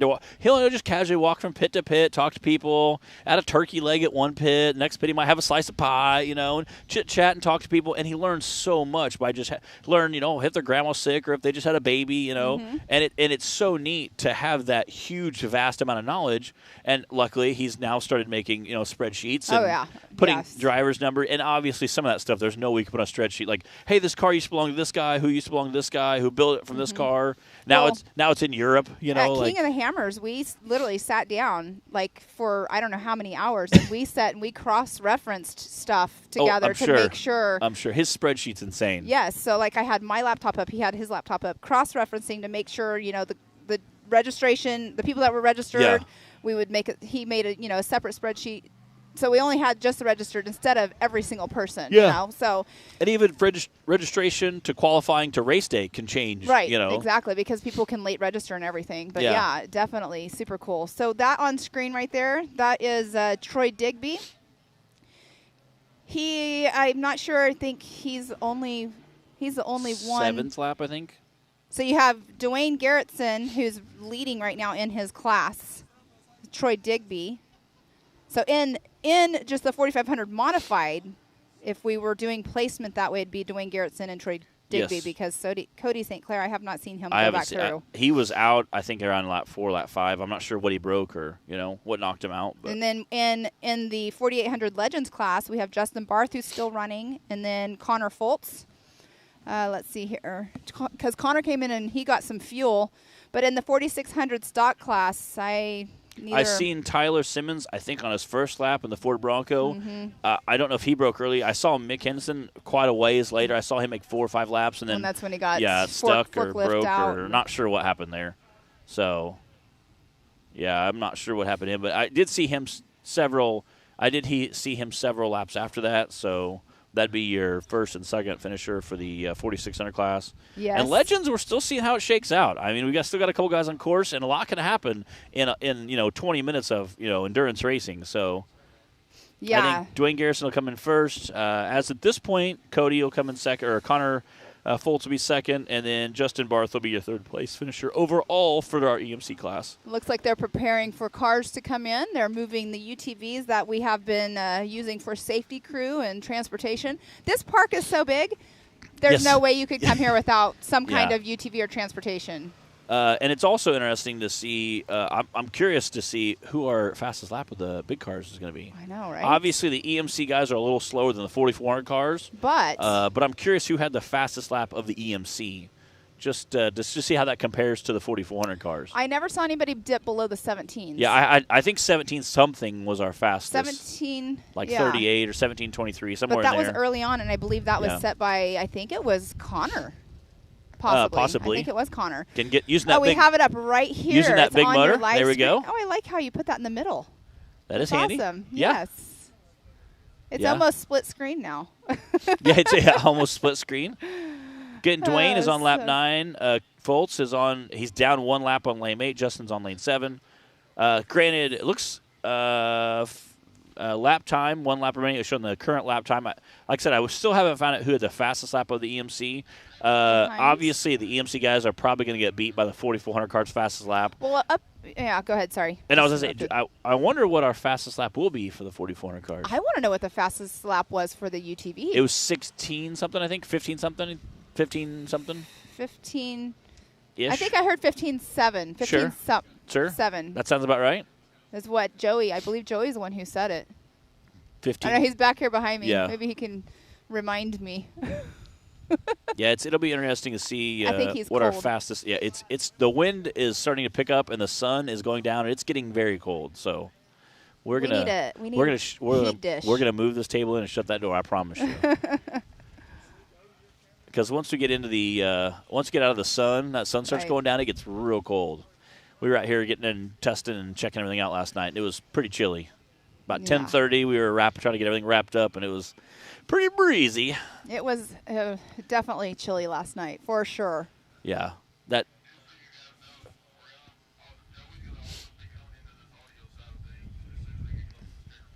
Okay. Looks like he's got the checkered flag out.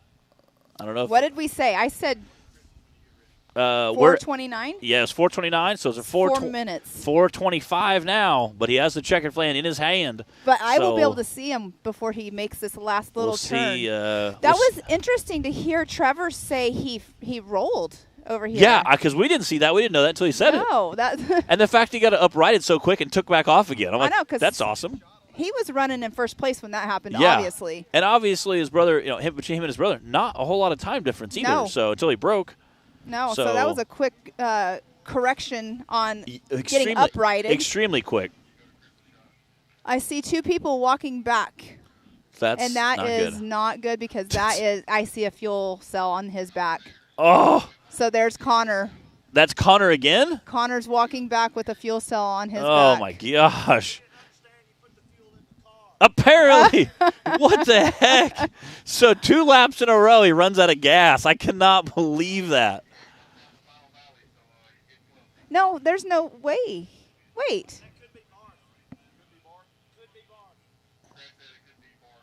Barth? Oh. Well, the good news Barth fueled up, though. If it is Justin.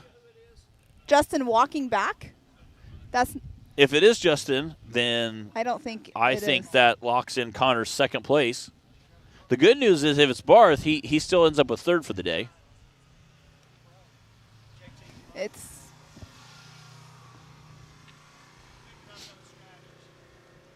Again, look at our flags at the top there. You can see how fast those flags are blowing. Here's Justin Barth is coming through right here. Getting the white flag? Getting the white flag, so yes. Okay. But walking back, is that gotta Cody? Be Connor. Well, they're getting picked up, so we'll find out. You will.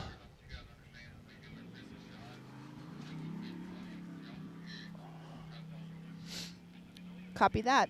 Again, surely they would have put enough. They would have put enough fuel to make 1 lap. Yeah, they just got picked up, and they are going to pit. Oh, here comes Dwayne Garrettson. What time is it? 4:27. Oh, 2 minutes faster. Oh, wow. Well, he's got probably 45 seconds before he's in. So we're going to go now. We are on with Mr. Joey Beck. It's all yours, Joey.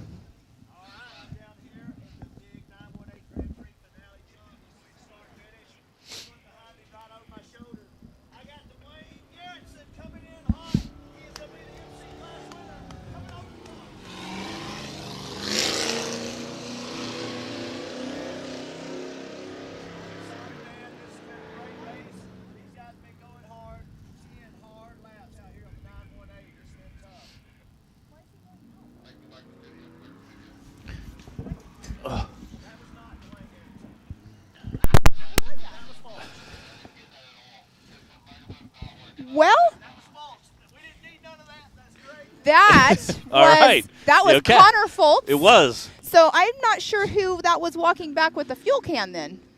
I don't know. I can't see him from my angle, but so that's Connor coming through on his second on his final lap. So he's starting his final lap. So he should be that. I think that should secure his second place finish. Here's Dwayne Garrettson. Joey, it's all yours.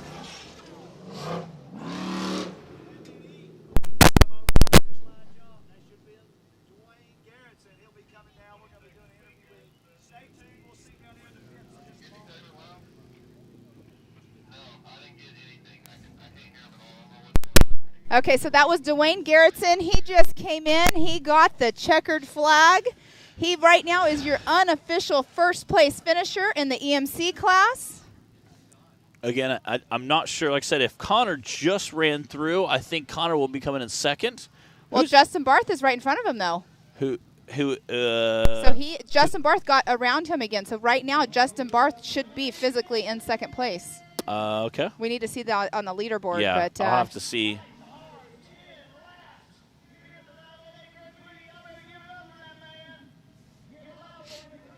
Joey Beck is going to do some interviewing down here with Dwayne Garrettson. And, of course, everything's unofficial right now. Hoping we get that fixed. It wasn't. It wasn't? No, it got All right, what about now?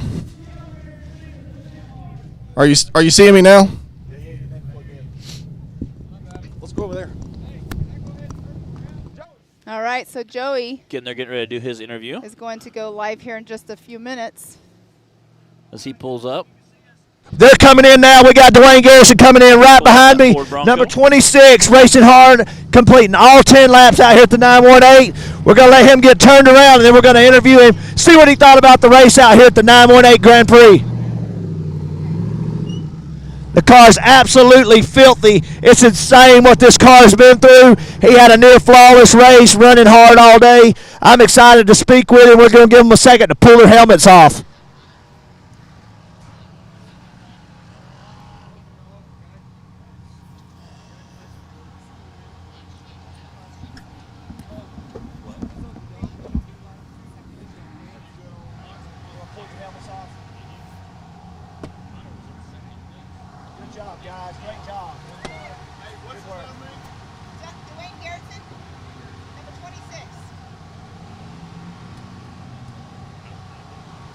All right, I'm out here. These guys are pulling their helmets off as fast as they can.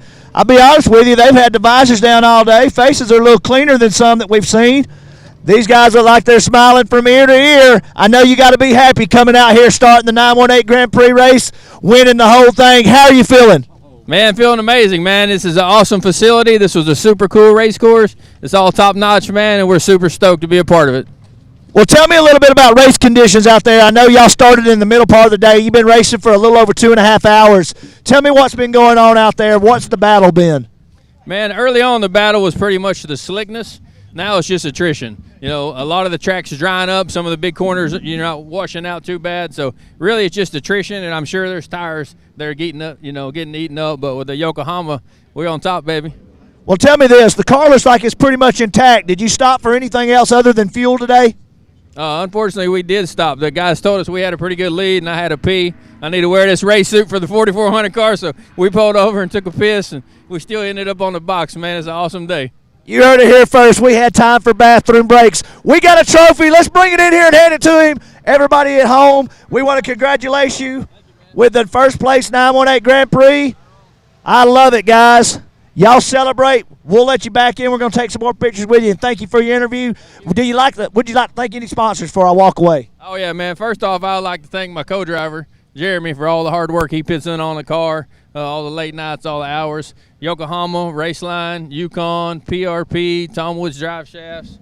Man, I don't even know. We have so many great sponsors. It's just incredible. It keeps this car going. All right, man. You heard it here first. It takes an army. Appreciate you guys. Congratulations.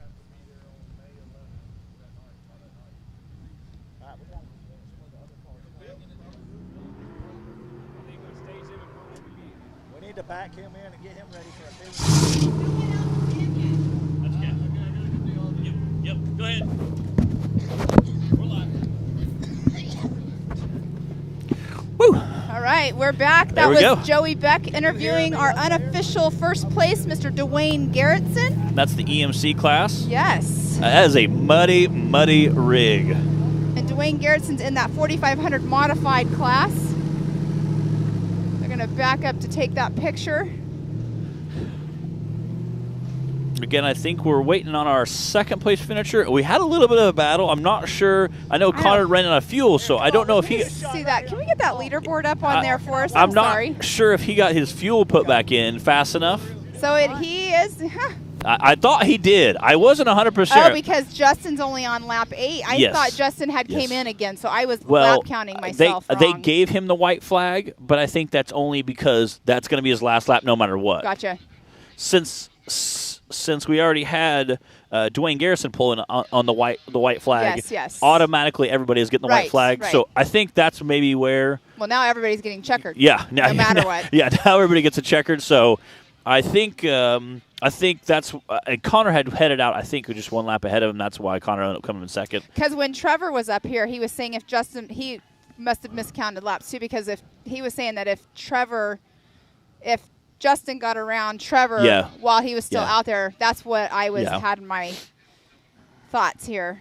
Yeah, again, I said. But hey. Again, but if he hadn't got fuel put in fast enough, that's why I kind of said it was they're battling it out right now, because if one guy's on course running forward, the other guy has a backpack on a fuel running backwards on the course. Right. So if he doesn't get fuel in fast enough, or it takes too long to get fuel and doesn't get around him, he obviously gets bumped from second to third. So I'm wondering who that was coming in with the. I don't know. Maybe one of our other drivers we hadn't seen in a while. Probably brought the can back. Oh my gosh, I'm getting so cold. Yeah, it's getting pretty chilly pretty quick over here. That sun's dropping, temperature's going down pretty quick. So you can see in the background, you might be able to see. Actually, they're behind Matt. Joey's getting ready to interview. Oh, there we go. Down to Joey. Go ahead. Hey, guys, I'm down here in the pits. I want you to see all these guys that are coming by. Look over my shoulder. Look at all these tires. We got Maxxis tires, Netto tires, Raceline wheels. These guys are coming in. They're getting ready to stock the pits. What all these guys are doing, this is all the race teams are going to come down, get spun around. Then we're going to change out the pits to the 4400 class. These guys have been sitting here ready to go all day. They're on the screen. They know they're on the screen. We're excited to have them out here. We wanted to get some footage of all this rolling in. This is race production. These guys, it takes an army to keep these cars running, especially for 91.8 grueling miles out here on this course today. Everybody's got their chase trucks, race rigs. These guys are ready to party. Y'all ready to do this? Number 1, baby. All right, now we're getting to see some pretty good-looking cars. We got the 178 car right here, the Smith Off-Road. We got the STT truck, number 4423, Unlimited Racer, running those Maxxis tires. These guys coming in. This is just a small shot of some of the groups. We got more guys going to come in. We're going to stage these things up. We'll be letting some pyro go in a little while, the big fireball going, and that means the party's starting. Oh, yeah. I'm ready to see some unlimited car action.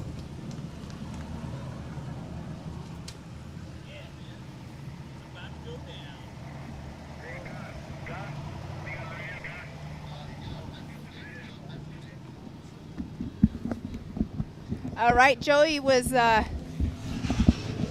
us some information. All right, that looks like second. All the cars come through. We have a checkered flag. I just saw somebody launch in. Was that Connor? 4514. That is Troy Digby. He just came in, got the checkered flag. Again, because this is a Grand Prix style, everybody's getting checkered flag regardless of what lap they're on. We have a handful of guys all in different laps, so they're all coming in depending on what lap they're in. So this is checkered flag. Again, once we get a handful of these, we only got 2 or 3 guys that are going to come in right now. But I believe that puts him in the 4th position. 4th place? I think so, because if we have Dwayne Garrettson, who unofficially first place, then we have Connor Foltz. Yep. Justin Barth, yep. And I believe Troy is the other running vehicle that I've seen on course. Put Trevor on 5th place, I think. Possibly. So that'd be your top 5 again unofficially. So that'd be your top 5 spots for the day for the EMC class. JT zooming by us, trying to get everything set up for the 4400 class about to kick off. And I know that 45-14 is Troy Digby.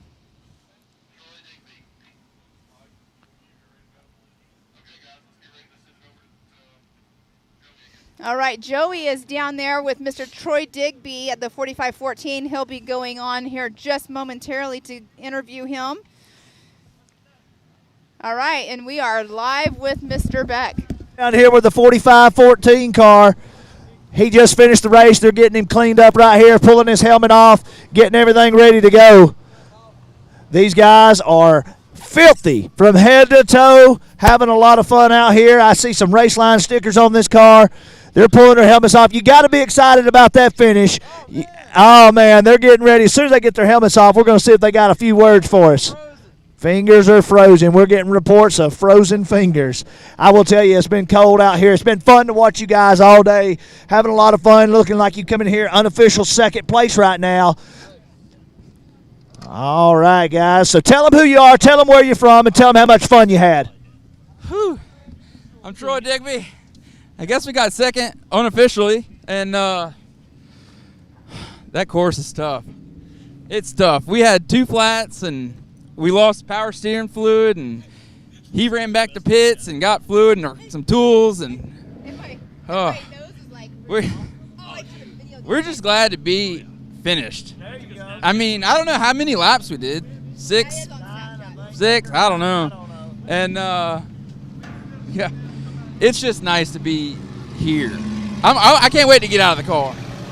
Well, you guys did a fantastic job through adversity.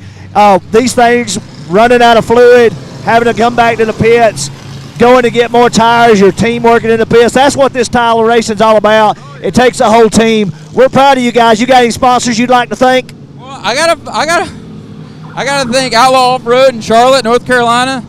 They let me off work, and they took care of my gas money and everything to get out here, and they've really helped us a lot. We've got Raceline wheels. They definitely. We're still hooked up. I can't get it off. They take care of us. We had no issues with the rims today.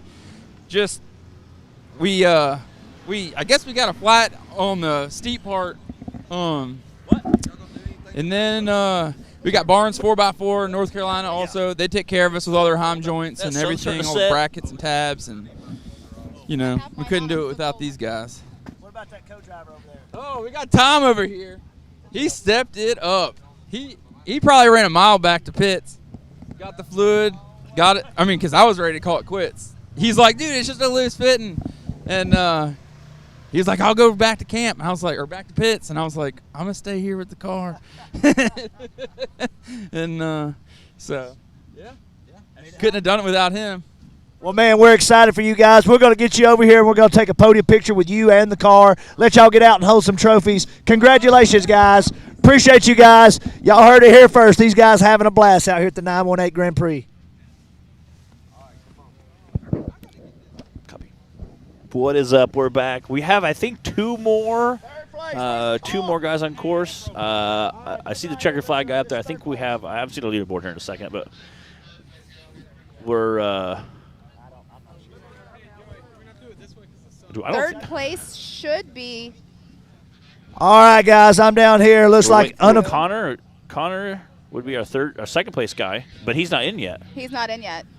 And then Justin would be our third place, which he's not in yet. We are still waiting on 2 more guys.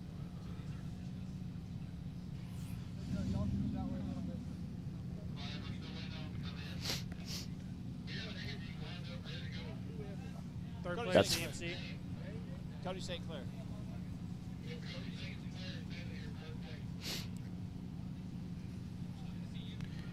He's 5th, I believe. Okay. Yeah. All right. Joey's going to come up with Cody St. Clair. I believe he came in 5th. All right, guys. I'm standing down here, unofficial third place.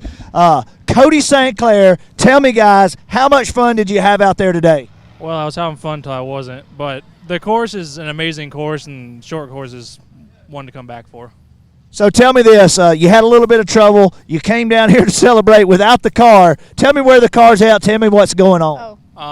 If I can remember, I think it's like mile marker like 3.5 is where the car broke. Basically, the outside of the spindle just broke off, and the whole wheel, knuckle, what's left of the spindle, wheel, and all that just went past us and it spun us, and it's kind of where it sat. Okay, well, who you got riding here with you today? I got Dad. So, Dad, what did you think about it being out there being co-driver today? Oh, it was great. It was great. I had fun. He pushing hard, doing what he's supposed to do, and it's just one of those things that, it's attrition. The front left tire all of a sudden was out in front of us while we were going straight, and next thing you know, we spun around and we were at a dead stop. So. Well, I'll tell you, you're not the only person that happened to. We watched it happen out here on the short course, saw a couple of those happen. So, guys, do you got any sponsors, anybody you'd like to thank? Cooper Tires, we run their mud and their all-trains, and this racer put their mud tires on, and they were hooking up on the rocks and the mud and water and doing real good. Full throttle batteries, never had an issue with the car dying. Raceline wheels, Dave's Off-Road. He's Pennsylvania-based, but he helps us, gets all our parts and whatnot when we need them. I'm sure I'm missing a few, but Torco oil, transmission I don't think got above 210 degrees. Awesome. So I know I'm missing some, but. Well, that's great, guys. We appreciate you coming out here. We're glad that you come out here and had a good finish and a good showing. Sounds like you had a lot of fun. Thank you, guys, and we'll see you at all the Ultra 4 regional races all season long. Get over there and celebrate. Thanks, guys. All right, that was Cody Sinclair. We had him up here earlier and interviewed him, so he just came in third place, I believe, in class, in the 4,500 modified class. Again, those guys are coming out of Texas, so excited to see him. Cody's a good guy. Him and his dad have been racing for a while, so super excited to see him out here and doing some racing. We have, I think, two more cars coming in. We still have Connor Foltz and Justin Blart to come in. Whoa, there we go. That is Justin, I believe. I think that's which Connor should be in second, so he should already be in here. We'll find out here shortly. Again, we had some cars scattered throughout our track, so we'll see what kind of place they came in with. And I believe if Connor is already in, if Connor is still out there, then that means he'll take in second place, as long as he can make it to the finish line, because Justin was one lap behind him, I believe. Again, we can get the official race results here shortly. And once we get the course clear, make sure the course is clear, make sure it's ready to go, we will probably shut down, take a quick 2-minute break, and then kick off the 4,400 big dogs who all just came rolling through. I'm excited to see them. It's pretty exciting.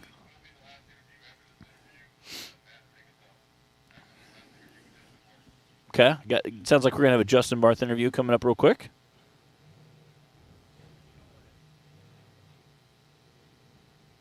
I think this will be our last interview before we shut down, I think is what they said. So we'll do his interview, and then we'll go ahead and shut down the live feed, take a quick 2-minute break, make sure the course is clear, make sure everything's ready to go, and then we'll fire back up and watch the 4,400 cars. So, again, we'll be going live here shortly once we wrap up this interview.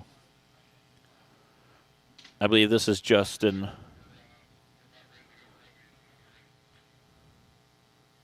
Joey is going to do the Justin interview real quick.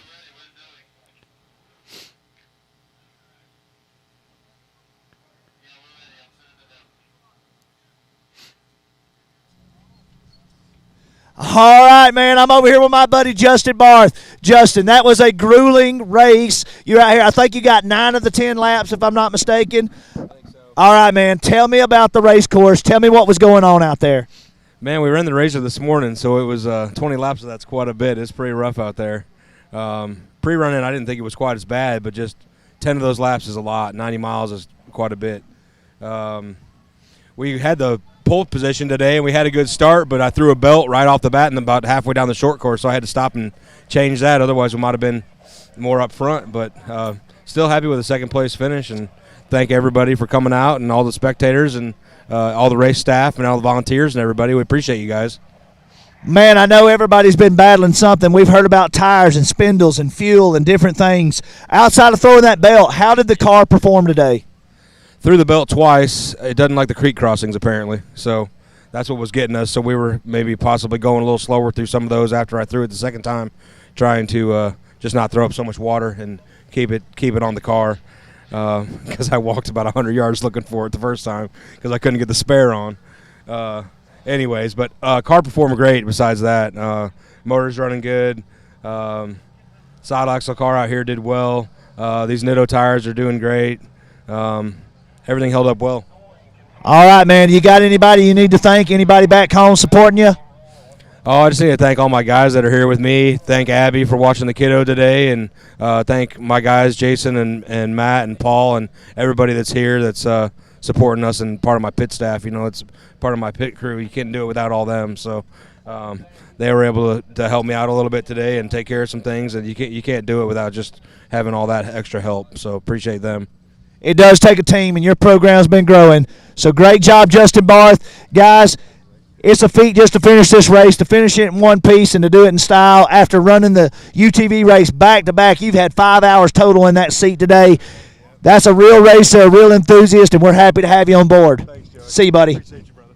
Thank you, guys. Right, and we're back. And we're going to go ahead and shut the live feed down. We'll take a quick 2-minute break, and then we're going to go to the 4400 cars. So we'll see you guys back here shortly.